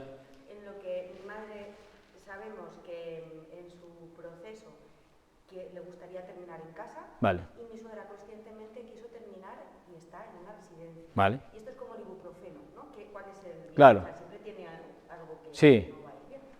Entonces, bueno, pues hay gente que en casa no se le puede dar bien el cuidado. Sí. O sea, que no por estar en casa vamos a estar bien, No. o por estar en una residencia vamos a estar mal. Los que estaban en una residencia y cuidamos y trabajamos allí, Sí. tenemos que acomodar la residencia de la manera más Claro, cercana y tal cual. Me encanta cómo estás hablando, ¿no? De individualmente. Pero es que en casa a veces sobreprotegemos, marimandoneamos y no hacemos lo que quieres que Claro. estemos cuidando. Sí, sí, sí, sí. Yo también conozco a un señor que hace poco falleció y que él era feliz en la residencia porque hacía lo que le daba la gana. Allí no se duchaba, no sé qué. Hacía lo que le daba la gana. Y él decía, y las hijas cada vez que venían, decían, es que tengo que hacer. Es que el que mandaba y la residencia hemos ayudado a que decidiera él. Claro. Es que toda mi vida he hecho lo que me ha dado la gana. Estas no me dejan en paz. Ya, ya. Tiene razones. Claro. Entonces, no hay nada ni perfecto ni... No, por eso el traje a medida. Dime. También quería comentar, es que, no sé, últimamente estoy viendo un anuncio en la tele, que imagino que habréis visto todos, de 3 hijos que están comentando que su madre tiene que ir a una residencia. Es sobre una empresa que se dedica, y que ponemos el piso como de... para pagar Sí. la residencia a esa señora. Y sale una imagen de la señora sentada en un sillón así, Sí. mientras los hijos cuchichean sobre el tema en la cocina. Claro. Entonces, claro, a mí me da que pensar porque hay quien está decidiendo. Sí, pero por eso es importante, ¿no? El ir preparándolo, ¿no? Porque yo, por ejemplo, yo tengo 5 hijos, pero digo, el día que alguno de vosotros me pida 1 euro cuando yo esté malo, se os vais a joder, porque lo que me ha costado a mí ganármelo, ¿no? Entonces, el tema es este, ¿no?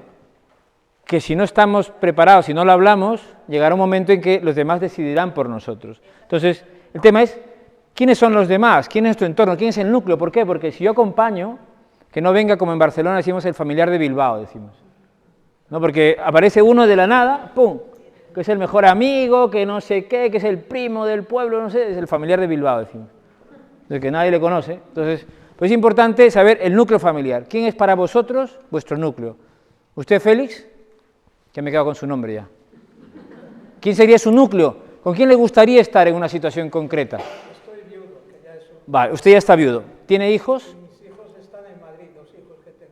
¿Tiene cuántos hijos? 2. Dos, pero vienen frecuentemente. Frecuentemente le visitan. Todos los días llamando. Vale, ¿tiene algún amigo? ¿Cómo? ¿Tiene algún amigo especial? Mire, yo hice filosofía en Valladolid y ahora estoy en el curso de mayores de aquí, de la Universidad de Mayores. Ah, muy Y bien. he encontrado Muchos amigos. estupendo, porque estuve los 3 primeros años, hace 7 años que murió mi mujer. Ya, Pues los 3 primeros años estaba aislado en Cuenca, sí, Ya. que era mi tierra y mi gente, Sí. pero ya los amigos, muchos se han muerto, y muchos se han muerto ya. otros se han ido. ¿Qué edad tiene usted? 78. Vale, se estaba quitando los años, ¿eh? Vale, 78. Vale, y entonces ha encontrado buenos amigos ahí en la universidad. Y alguno de ellos en... Ah, mire, un amigo. ¿Y cómo se llama usted? Juan Carlos. ¿Y le gustaría que Juan Carlos estuviera o no? Claro que sí. Pues ya se lo ha dicho, ¿no? Esto... Está bien. Esto es importante, porque el día que Félix se ponga malo, avisaremos a Juan Carlos. Sí, sí. Esto es clave. Entonces, es pensar quién, ¿no? Por ejemplo, usted, ¿cómo se llama? Carmen. Usted tiene... Bueno, entiendo que usted es su marido, ¿no? Porque no la suelta. ¿Ah? 5 hijos, muy bien. Y todos fuera. Solo los 2. ¿Hermanos? Sí, alguno que ha fallecido, pero cada uno en una punta. ¿Vale? ¿Algún vínculo con alguno? Sí, por teléfono. Mire, vale, pero con alguno de los 5... ¿Usted cuántos hermanos tiene? Hemos sido 6 Vale, uno falleció. y otro que está mal. Vale, otro que está mal, entonces tiene vínculo, o sea, con 3. ¿Y con esos 3 algún vínculo especial? Sí, siempre hay alguna con la que hablamos de este tema Vale, y dice, bueno, ya te está yendo por las ramas. vale. Está bien. Eso es importante, ¿por qué? Porque, por ejemplo, Carmen me ha dicho, ¿no? Entonces, ¿y alguna amiga? Sí, De aquí. Vale. ¿Qué? ¿Está aquí? Vale. ¿Y usted cómo se llama? Maluma. Paloma. ¿Y usted se lo había dicho o no? Pues ahora ya lo sabe. Ya lo sabe ya. Dígame. Yo, a raíz de lo que comenta Félix, hay algo que a mí me choca un poquito. Sí, dígame. ¿Cómo aceptar que la persona con la que estoy hablando Sí.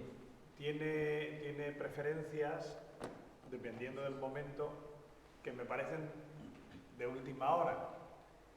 Quiero decir, sí, a lo mejor has hecho un grupo de amigos Sí. ahora, pero en mi cabeza a mí me cuesta mucho decir, bueno, pero es que Pero es que esos son de hace 4 días. Ya. No sé si los... Sí. Le entiendo perfectamente. Pero claro, él tiene una historia de vida que va tejiendo a lo largo de toda su vida. Tiene un pasado, ¿no? Que ahora mismo tiene amigos que se han fallecido, está haciendo nuevos amigos, y son esas emociones que él va viviendo. Por lo tanto, con eso va generando un nuevo vínculo. Yo soy extranjero, yo estudié en Barcelona, pero soy extranjero. Cuando celebré mis 40 años, invité a los que, y recuerdo, porque como me dedico a esto, yo estaba muy sensibilizado, dije, os invito porque no sé cuándo cambiará mi vida y vosotros sois parte de mi pasado y mi presente, pero era muy cortito. Claro, yo no tenía amigos del cole, del barrio, ya no, porque yo estaba fuera, eran amigos ya profesionales, y de esos he escogido alguno, ¿no?, que me acompañaría. Mi mejor amigo del cole, cuánto me gustaría, pero no está cerca. ¿Me explico? Entonces, voy reestructurando mi vida y mi historia de vida en base a lo que voy viviendo. ¿Que es muy corto? Pues sí. Y voy conociendo nueva gente, y gente muy maja, y digo, ostras, mira, este tío es majo. Y voy reestructurando mi vida. Esto es como cuando te invitan a una boda, ¿no? Que, joder, ¿no? Entonces, no invitan a cualquiera, ¿no? Es a una persona especial que ha vivido contigo ciertas situaciones, entonces decides. Pero esto es muy personal, y ahora explicaremos por qué puede costar más o menos. ¿De acuerdo? Entonces, ya más o menos habéis pensado vosotros, ¿no? Ya os habéis dicho, ya os habéis franqueado. Muy bien. ¿Y esta qué sugiere? Paliativo en casa. Paliativo en casa, dice. ¿Qué os sugiere? Uy, se pasa la... Bueno, aquí está acompañado, ¿no? Medicinas. Si veis ahí, hay varias jeringuillas. Las jeringuillas son para dormir la conciencia, para proponer, no es la eutanasia, sino la sedación, para explicar a la persona qué es la sedación paliativa. Pero también es verdad que le está acompañando. ¿Veis al niño que está en el cuadro? Ese es el nieto. ¿Qué preferís, que esté presente o que esté en el cuadro? Levantar la mano los que sois abuelos. Vale, de los abuelos, ¿quiénes quisieran que vuestro nieto estuviera presente? Vale, ¿quién? Vale, presente, vale. ¿Y quién quieres que esté ausente? Vale, esto es importante porque a veces no se toma en cuenta esa situación. ¿Vale? Por ejemplo, yo voy a varios colegios. ¿Usted ausente? Dígame. Vale, por eso, entonces ahora voy. Ahora iba a esa parte, a la segunda parte. Dígame. Yo te quería comentar, mi suegra, por Sí. desgracia, falleció y se despidió de sus nietos. Vale. Les dijo, y yo, es una cosa que lo vi bien. O sea, pasaron, no les afectaba, o sea, les afectó menos que si yo como yerno le digo, ha muerto vuestra abuela. Claro. Ha tenido esa oportunidad. Sí, se despidió de todos y es un momento doloroso. Claro. Pero no fue como si cuando le dijimos mi esposa y yo de otro familiar también que murió. Lógico. Es más importante el propio enfermo que sí. diga o que le dijera que iba a fallecer porque lo sabía ya, que le quedaban días, y los chicos, pues bueno, es duro, pero tal cual. entendieron perfectamente. Esto es clave. ¿Qué edad tenía? Pues desde... No, el niño. Pues una 13, Ya. 9 y 7. Vale. Los niños a los 6, 7 años no tienen... Y una de meses. Vale. No tienen conciencia todavía de pérdida. O sea, en ese momento se les ha perdido un juguete y no saben si va a volver o no. Siempre se ha perdido. Pero a partir de los 9 ya tienen conciencia de que se ha perdido y no volverá. Entonces, la Fundación Care Doctors tiene varios proyectos en colegios con niños de 10 años y 11, donde vamos trabajando estos puntos. ¿Por qué? Porque es formar a la sociedad. Entonces, pero la experiencia que tenemos en la Fundación con adolescentes es, digo, ¿cuántos de vosotros tenéis una pérdida? Te levantan la mano la gran mayoría porque a esa edad se ha perdido el abuelo, a los 15 y se han perdido el abuelo o la abuela. Y entonces digo, ¿cuántos de vosotros habéis participado? Te bajan la mano. ¿Por qué? Porque no se les hizo formar parte de ello, no se les preguntó. Digo, ¿a cuántos os hubiera gustado participar? Levantan la mano entre la mayoría, ¿no? ¿Y por qué no? Claro, ellos no saben por qué no se les dijo. Entonces es importante preguntarles al niño, cuando ya tiene a partir de los 9 años, ¿no?, la situación de que es algo real y si le gustaría formar parte de ese proceso. Entonces, y el niño te dirá sí o no, porque hay muchas personalidades también. Hay niños que son, yo tengo uno que es súper nervioso, que un día casi se me desmaya porque el otro hermano tenía una conjuntivitis y lo vi pálido, ¿qué te pasa? Sí, de verdad, digo, no puedo. Digo, este es como una gelatina, dije, tío. Entonces, claro, y no lo voy a forzar, ¿me explico? Y hay otro que apunta todo. Pues bueno, hay que preguntarlo y hay que respetar esa autonomía. Pues entonces eso depende de cada persona, no tiene que estar ahí. En el dibujo inicial, en el blanco y negro y en el esquema, el niño estaba ahí, pero luego nos sugirieron dejarlo en el cuadro. Por eso está en el cuadro para preguntarle al abuelo, a la persona mayor, decirle, oiga, usted, su nieto, ¿qué le gustaría? Dice, no, que sí, que venga. Pues ya sabemos que quiere que venga. Y entonces, primero a él, claro, porque luego se le explica al niño. O sea, no, porque cuando estamos haciendo un proceso de planificación, estamos hablando con él, con el enfermo. Entonces luego él dice sí, pues vale, entonces le preguntamos al niño. Bueno, sí. Bueno, luego el abuelo conoce muy bien a su nieto, eso también por seguro. Cuando el nieto dice no, que no suele pasar, porque el niño tampoco ve que el abuelo está malo, siempre quiere ver al abuelo.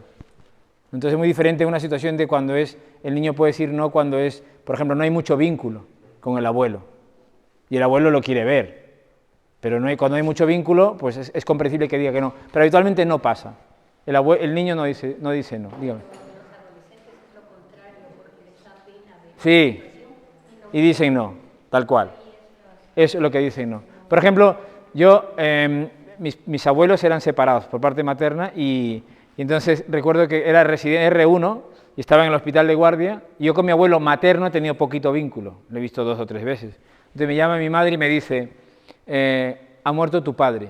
Y yo me puse blanco. Claro. ¿Cómo? No, perdón, mi padre. Ah, bueno, va. Tu padre, digo. Tu padre no lo conozco, digo. Pero claro, es muy diferente, tu padre o mi padre, claro. Sí. Entonces, había muerto de golpe, pero claro, es el vínculo que tiene con el nieto. Entonces, bueno, ese es el tema de decidir, ¿no? Y explicar a la familia o al paciente cómo le debemos cuidar.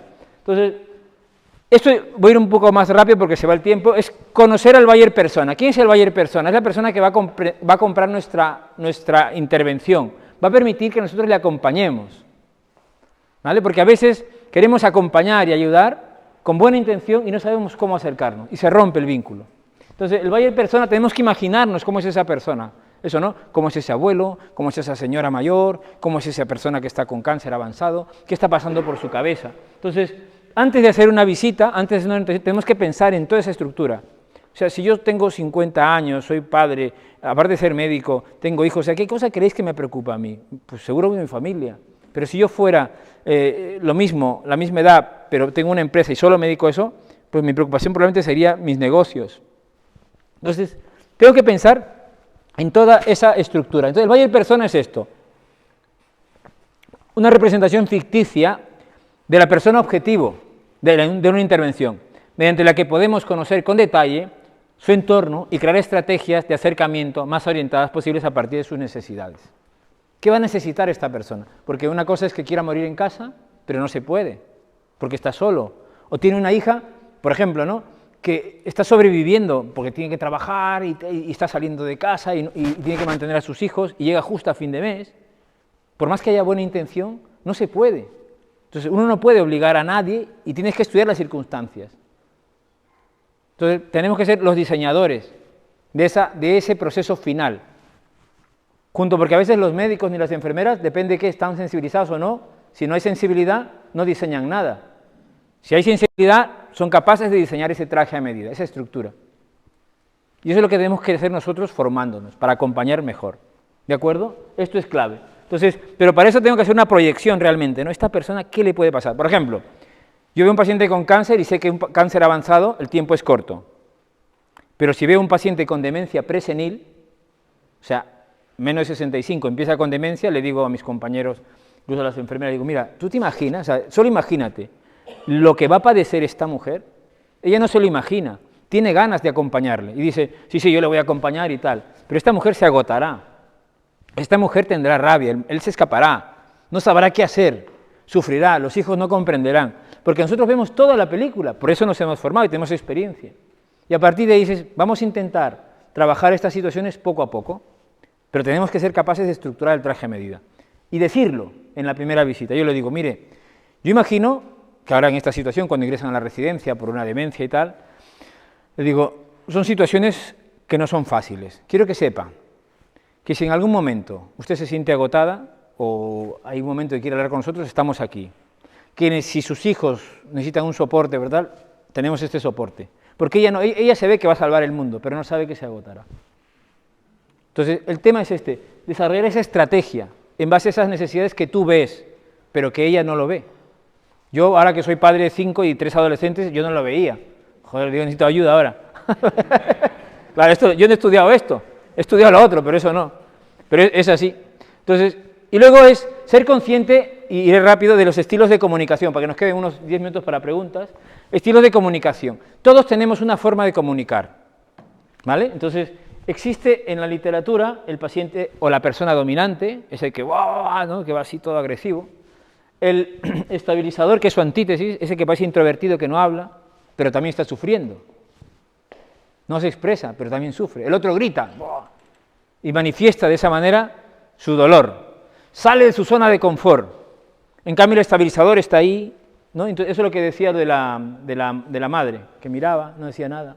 Entonces, cuando eres un profesional o una persona que acompaña, que a mí me pasa, a veces me encuentro a la hija, ¿no?, que sí, yo quiero no sé qué tal, y te piden cosas, y la madre no dice nada. Entonces, pero tampoco sabes si la madre quiere la residencia. Entonces, ¿qué hago yo?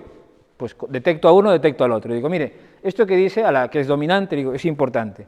Déjeme valorarlo, evaluarlo. Y giro y le digo, usted no se preocupe, esto que hemos hablado, que su hija dice importante, también se lo volvería a preguntar. Ella no ha dicho nada, pero yo sé que debe estar sufriendo. ¿Qué le va a pasar? La otra salió de su zona de confort y la otra está en su zona de confort y no quiere salir de ahí porque salir le va a generar sufrimiento. Y eso es importante, ser consciente de jugar ese juego con las diferentes personas. Por eso siempre digo, mientras más mejor, porque así vas calando a todos y vas dirigiéndote a todos como quieren ser tratados.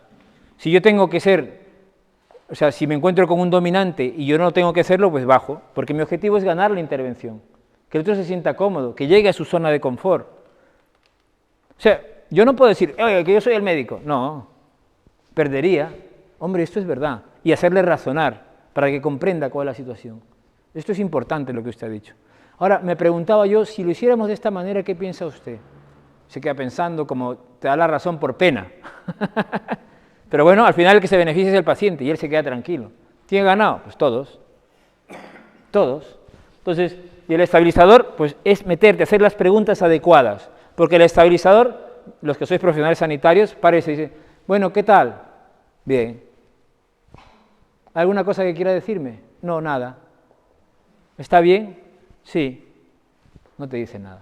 En cambio, si centras en tu buyer persona esas necesidades y dices, oye, esta persona que está sola, que su estructura es esta, ¿qué debe estar pasando por su cabeza? Y esa es la pregunta adecuada. Y dices, Juan, María, ahora en estos momentos, en esta situación, porque ya la tienes estudiada, muchas personas se preguntan, ¿me gustaría ir a casa o me gustaría estar en residencia? ¿Usted cuál de estas dos se pregunta? Lo pones en una situación dicotómica para que te responda algo, pero en base a lo que él necesita. Y eso para eso tienes que estudiarlo. Entonces, a partir de ahí vas sacando otra pregunta, y si te dice una cosa, arrastras la información y vas sacando más información. Y luego este me gusta mucho, que es el influyente, ¿no? Este también habla mucho, pero te da pena porque es tan alegre y quiere quedar... entonces, a este como le des malas noticias, te rompe llorar, ¿no? Cada uno de vosotros se va analizando, ¿no? A partir de aquí es, claro, trabajar con esta situación de este tipo de pacientes, todo optimista, todo va a ir bien, todo saldrá bien, también es delicado. Y a veces te puede agotar. Entonces, fundamental es ser honestamente delicado. Y siempre necesita una validación. ¿Qué busca un influyente? Sentirse escuchado. Que lo que dice es importante. Un influyente suele ser habitualmente una persona sinestésica, que lo toques, que lo abraces, se te acerca. Entonces, si te toca hacer ese papel, ese papel. Si a ti no te gusta, ensaya. Sí, porque tú quieres ganar la intervención, que él se sienta cómodo. Pero a un dominante no le gusta que le toquen. Si te gusta tocar, y detectas que es un dominante, no lo toques porque se va a sentir incómodo. Esto es clave. Esto es clave. Y luego está el analítico, ¿no? Ese que dices, tiene que procesar estas historias, ¿no? Que viene, yo he leído en Google, ¿no? Sí, antes era Yahoo, ahora es Google. Yo he leído en Google qué tal, que esto funciona de esta manera. Entonces, a partir de ahí, o he consultado con un amigo, un catedrático, ¿no? Uno que es médico, tal, entonces viene con el último paper, ¿no? Entonces, bueno, ostras, esto que dice, entonces, te puede poner nerviosa o nervioso, ¿no? No pasa nada, el hombre es importante, ¿no? Ahora, me deja corroborar y estudiarlo para explicar, o sea, para llegar a un acuerdo, porque él quiere tener razón, pero claro, hay que hacerle razonar. A este no le podemos decir que es bueno, que es tal, ¿no? Sino que tenemos que hablarle con datos. La probabilidad que estas cosas sucedan es de tal. Hay un porcentaje de que su padre se podría fallecer en tanto tiempo, ¿no? Entonces, cosas así. Hay que saber analizar estos estilos, porque ¿cuántos de nosotros nos hemos encontrado con estas personalidades, ¿no? El que te grita, el que está ahí evitando, ¿no? El que no sabes qué está pasando por su cabeza y obviamente el que está lleno de datos de ordenadores, con la tablet y tal. Esto es clave. Por lo tanto, es fundamental saber cómo lo vamos a hacer. Por fases. Yo pasaré aquí las fases. Vale. Fundamentalmente es en 3 fases concretas donde la primera no hace daño hablar del final de la vida, no hablamos del final de la vida, sino hablamos del cuidado, del entorno familiar, hablamos de lo importante que esperan de las personas que acompañamos, los profesionales sanitarios, y además con quién comparte sus emociones. Y luego, si nos permite trabajar la situación, trabajar un poco más, ir un poco más allá. Porque yo siempre le digo, hombre, Juan, María, esto que hemos dicho que es fundamental, esto es una moneda con 2 caras, una cara buena y una cara que no es buena. Ahora, yo le estoy conociendo para cuidarle mejor. Ojalá las cosas sean más adelante. Yo no sé el cuándo, pero sí sé el cómo. Y el cómo es lo que intento cuidar. Ahora, si llegara ese momento, me preguntaba yo, ¿cómo le gustaría que le cuidemos para ser finamente delicados? Entonces, ¿le gustaría estar en su casa? ¿Le gustaría el hospital? ¿Le gustaría tal? ¿Con quién le gustaría? ¿Le gustaría? Entonces ya voy trabajando. Y voy diseñando el traje a medida, pero para eso tengo que escuchar. Pasar de una fase a la siguiente y a la siguiente. Y teniendo en cuenta la historia de valores del cuidador principal. Porque una cosa es el paciente que se marcha y otra cosa es el que se queda. Y esto es clave. Por lo tanto, para eso que lo decíamos de la tienda, ¿no? Tener esa estructura, ¿no? Saber escuchar. Todos nosotros hemos hablado de esas, cada uno de vosotros se habrá analizado un poco cuando he hablado de los estilos de comunicación, pero siempre, siempre, si a ti te gusta hablar, para ayudar primero tienes que ponerte en la fase analítica. Si te gusta hablar, no interrumpas, escucha. Primero, ¿qué le duele? Lo segundo, una vez que escuchas, diseñas su traje a medida. Solo vas a hablar de lo que a él le preocupa, no de lo que tú crees que es importante. Y entonces haces preguntas adecuadas para que el paciente, como va hablando de sus preocupaciones y tú vas arrastrando, él muchas veces se quiebra. No pasa nada porque llore. Cuando el paciente o el familiar llora, le digo, bueno, es comprensible que usted se ponga así. Veo que ahora vemos lo mismo. Ya está. No le digo, ahora sabe que se va a morir. No. No hay hurgando en la herida, no. Le digo, mire, es comprensible que usted se ponga así. Veo que ahora vemos lo mismo. Ahora que vemos lo mismo, me preguntaba yo qué podemos hacer para cuidar mejor a su madre, a su padre y tal. Entonces, y permite hablar. Entonces ya estructuramos en esa 4ª fase la estructura. Por lo tanto, es fundamental conocer el estilo de comunicación, trabajar por patologías, porque no es igual un paciente con EPOC, con insuficiencia cardíaca, con demencia, con cáncer, no se mueren igual. Pero hay que saber acompañar cómo se va a complicar y estructurar la intervención. Sobre todo ya termino, para aproximar la efectividad del cuidado, ¿no? Durante ese proceso final de la vida. Reconocer el sufrimiento, ver que alguien sufre. Si está callado, también sufre como el otro. Si grita, sufre. O sea, nadie se levanta de la noche a la mañana con mala leche. O sea, yo siempre digo, porque yo he tenido situaciones bastante críticas, donde han amenazado hasta con pegarme, ¿no? Romperme los dientes y tal, y decía, ¿cuánto debe estar sufriendo esta persona para ponerse de esta manera? Siempre ha acabado bien, ¿no? Siempre ha acabado bien porque, claro, para eso me he formado. Entonces digo, ¿pero cuánto debe estar sufriendo para ponerse de esta manera? Y entonces a partir de ahí es reconocer el sufrimiento, recogerlo y acompañar, para explorar las preferencias, incluso en fases de negación cuando no la quiere ver, cuando evita también, porque dice, no, esto lo habla con mis hijos, vale, perfecto, ahora lo hablaré, no, Cualquier cosa con mis hijos. Dice, bueno, eso es importante. Cualquier cosa que pase respecto a su salud, la hablaré con sus hijos. Pero me gustaría conocerle un poco más. Y comenzamos a hablar de lo que sería importante para ella. Al menos la primera parte. Y luego también, eso decía, explorar preferencias y valores para diseñar el traje a medida. Por lo tanto, como conclusiones, 4 fundamentales. El final de la vida es un momento único y personal. No como nosotros queremos, sino como le toca a cada uno. No siempre esa frase que dicen, nos morimos como hemos vivido. También nos morimos dependiendo del entorno que tenemos. Y ese entorno es familia y equipo sanitario que nos atiende. Porque si la familia no lo tiene claro, no va bien. Si la familia y el paciente lo tiene claro, pero los que acompañamos, el equipo sanitario, no va bien. Entonces es importante dependiendo del entorno que tenemos. Segundo, para hacer un proceso de planificación anticipada, debemos trabajar nuestra propia fragilidad para ver qué puede estar pasando por la cabeza. O sea, pensar, ¿qué sería importante para mí, para mis padres? Tengo que trabajarlo, porque no podrás verlo. O sea, ¿cómo puedes contarle a alguno? Dice, mira, yo he pensado que me gustaría esto para mí. ¿A usted qué le gustaría? Una conversación natural. Pero si tú no lo has pensado para ti, no lo puedes poner sobre la mesa. Esto es clave. Tercero, ser capaz de adaptarte al estilo de comunicación. Si te gusta hablar mucho, te callas. Yo hablo mucho, pero cuando tengo un paciente me callo porque la gente no lo sabe. Bueno, yo estoy escuchando todo lo que hablan y tal, y cuando alguno ya se va por los cerros de Úbeda, corto. No le digo, ostras, esto es válido, pum. Porque necesito recoger la información que a mí me interesa para diseñar el traje a medida. Esto es clave.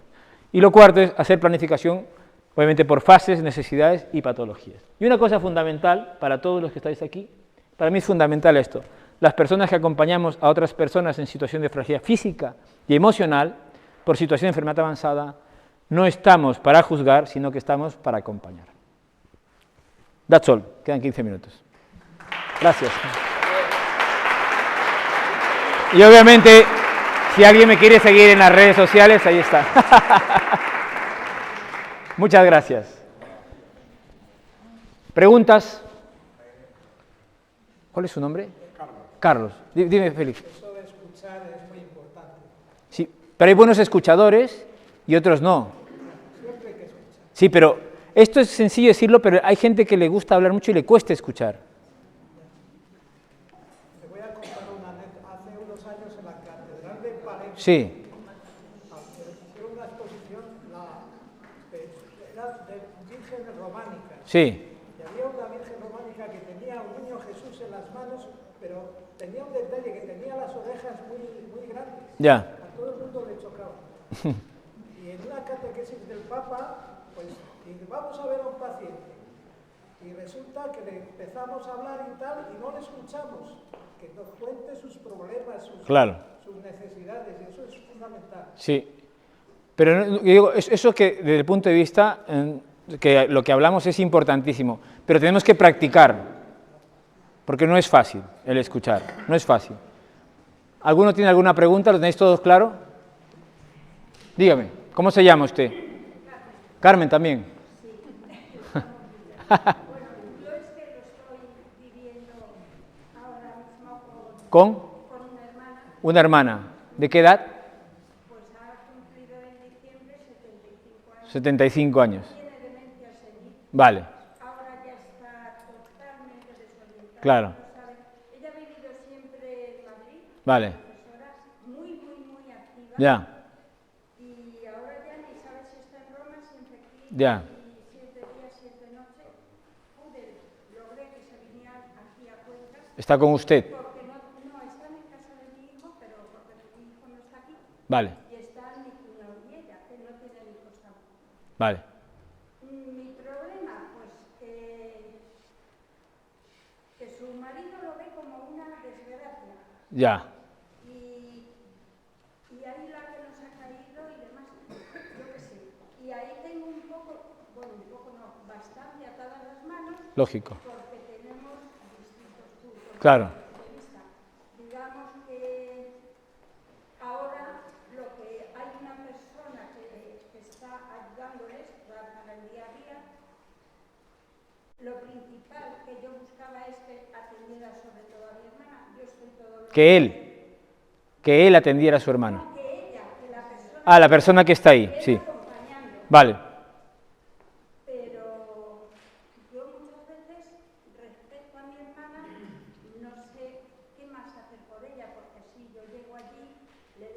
abrazo, Claro. con la cara, qué tal el día, qué has hecho. Sí, Pero luego no consigo que nadie más hable con ella. claro. Sí. ¿Y sus hijos? ¿Los sobrinos?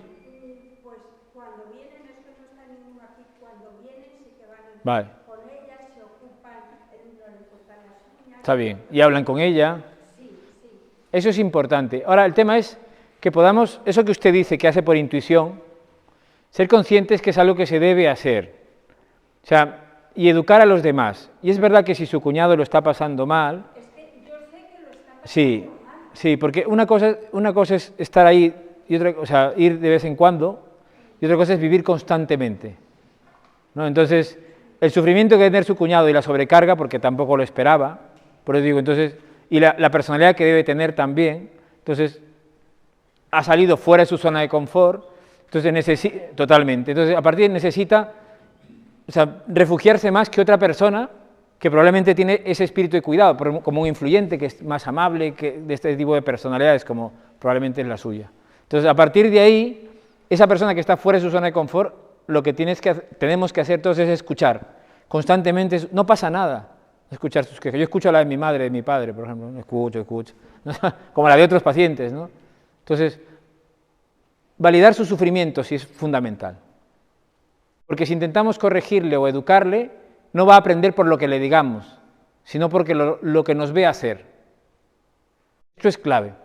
Tenemos que acompañarle a que nos vea hacer, porque por decirle no va a entender, porque él lo sabe todo. Eso es lo que me dice a mí, pero fíjate lo que te está diciendo, digo, Sí, sí. no está diciendo nada. Ya. Bueno, pero él lo asume. Mi hermana quien me lo dice, Claro. es una enfermedad sin más, Sí. sin más.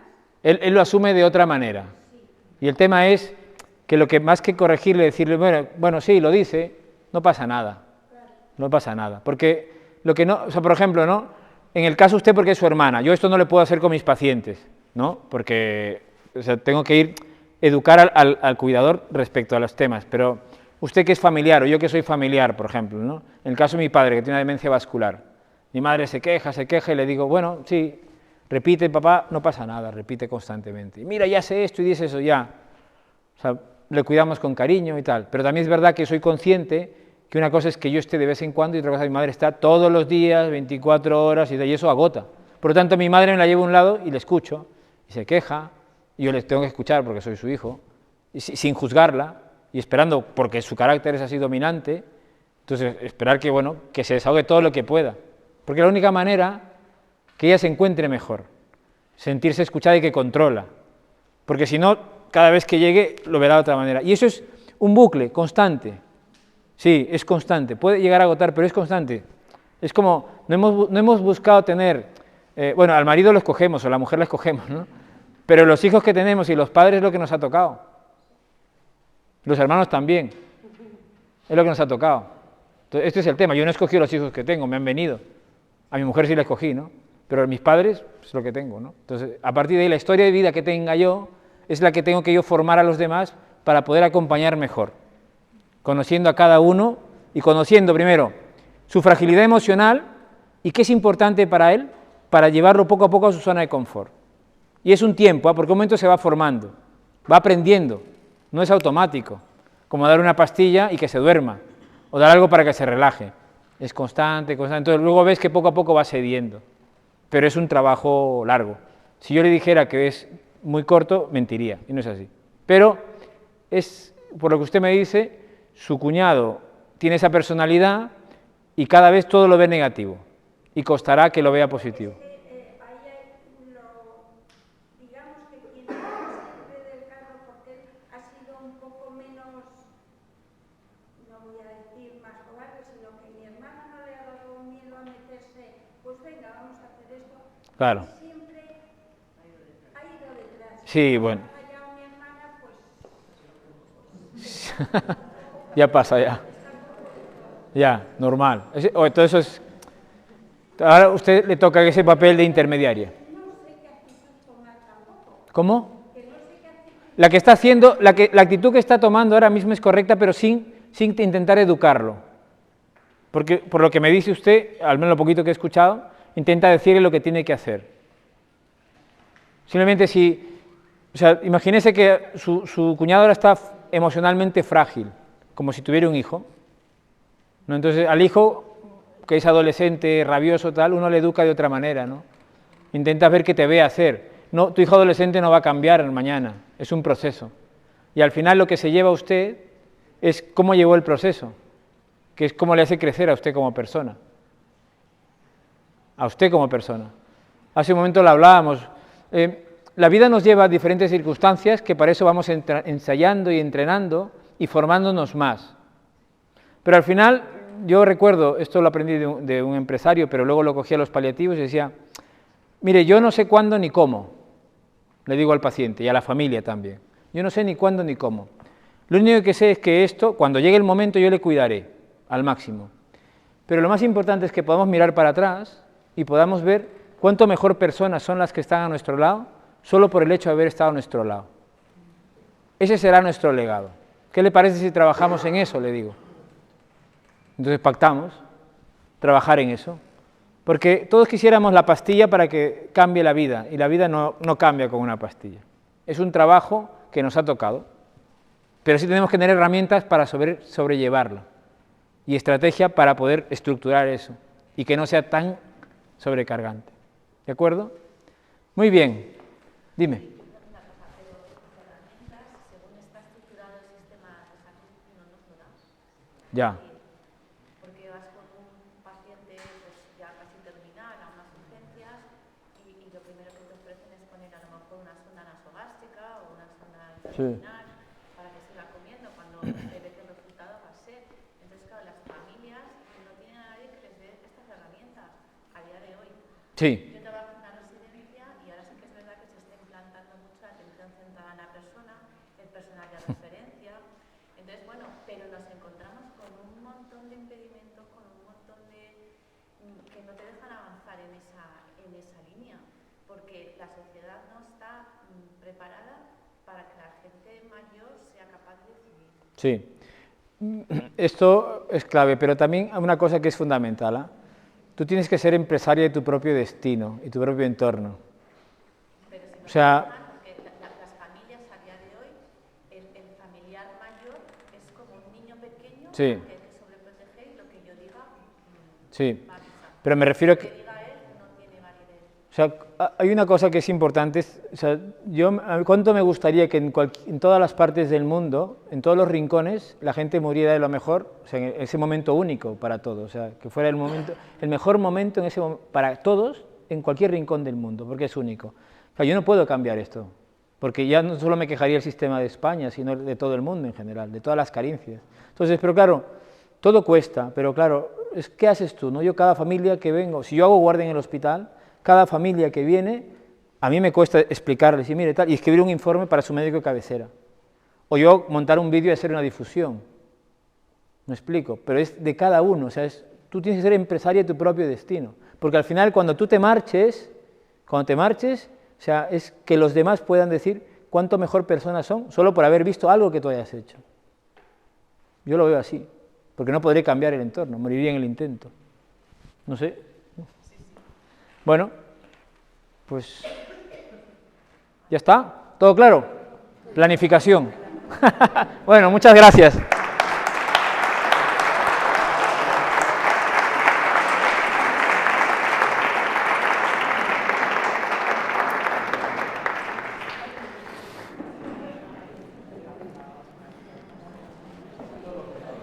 Ahí. Bueno.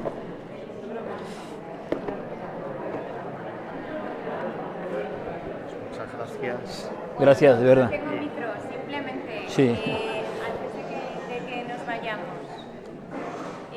insistir en nuestra gratitud por la acogida de esta actividad que celebramos, que organizamos con la Delegación de Familia en esta Semana de la Vida. Muchas gracias por venir. Muchas gracias también al doctor Villavicencio. Sí. Y bueno, los convocamos a todos a la próxima.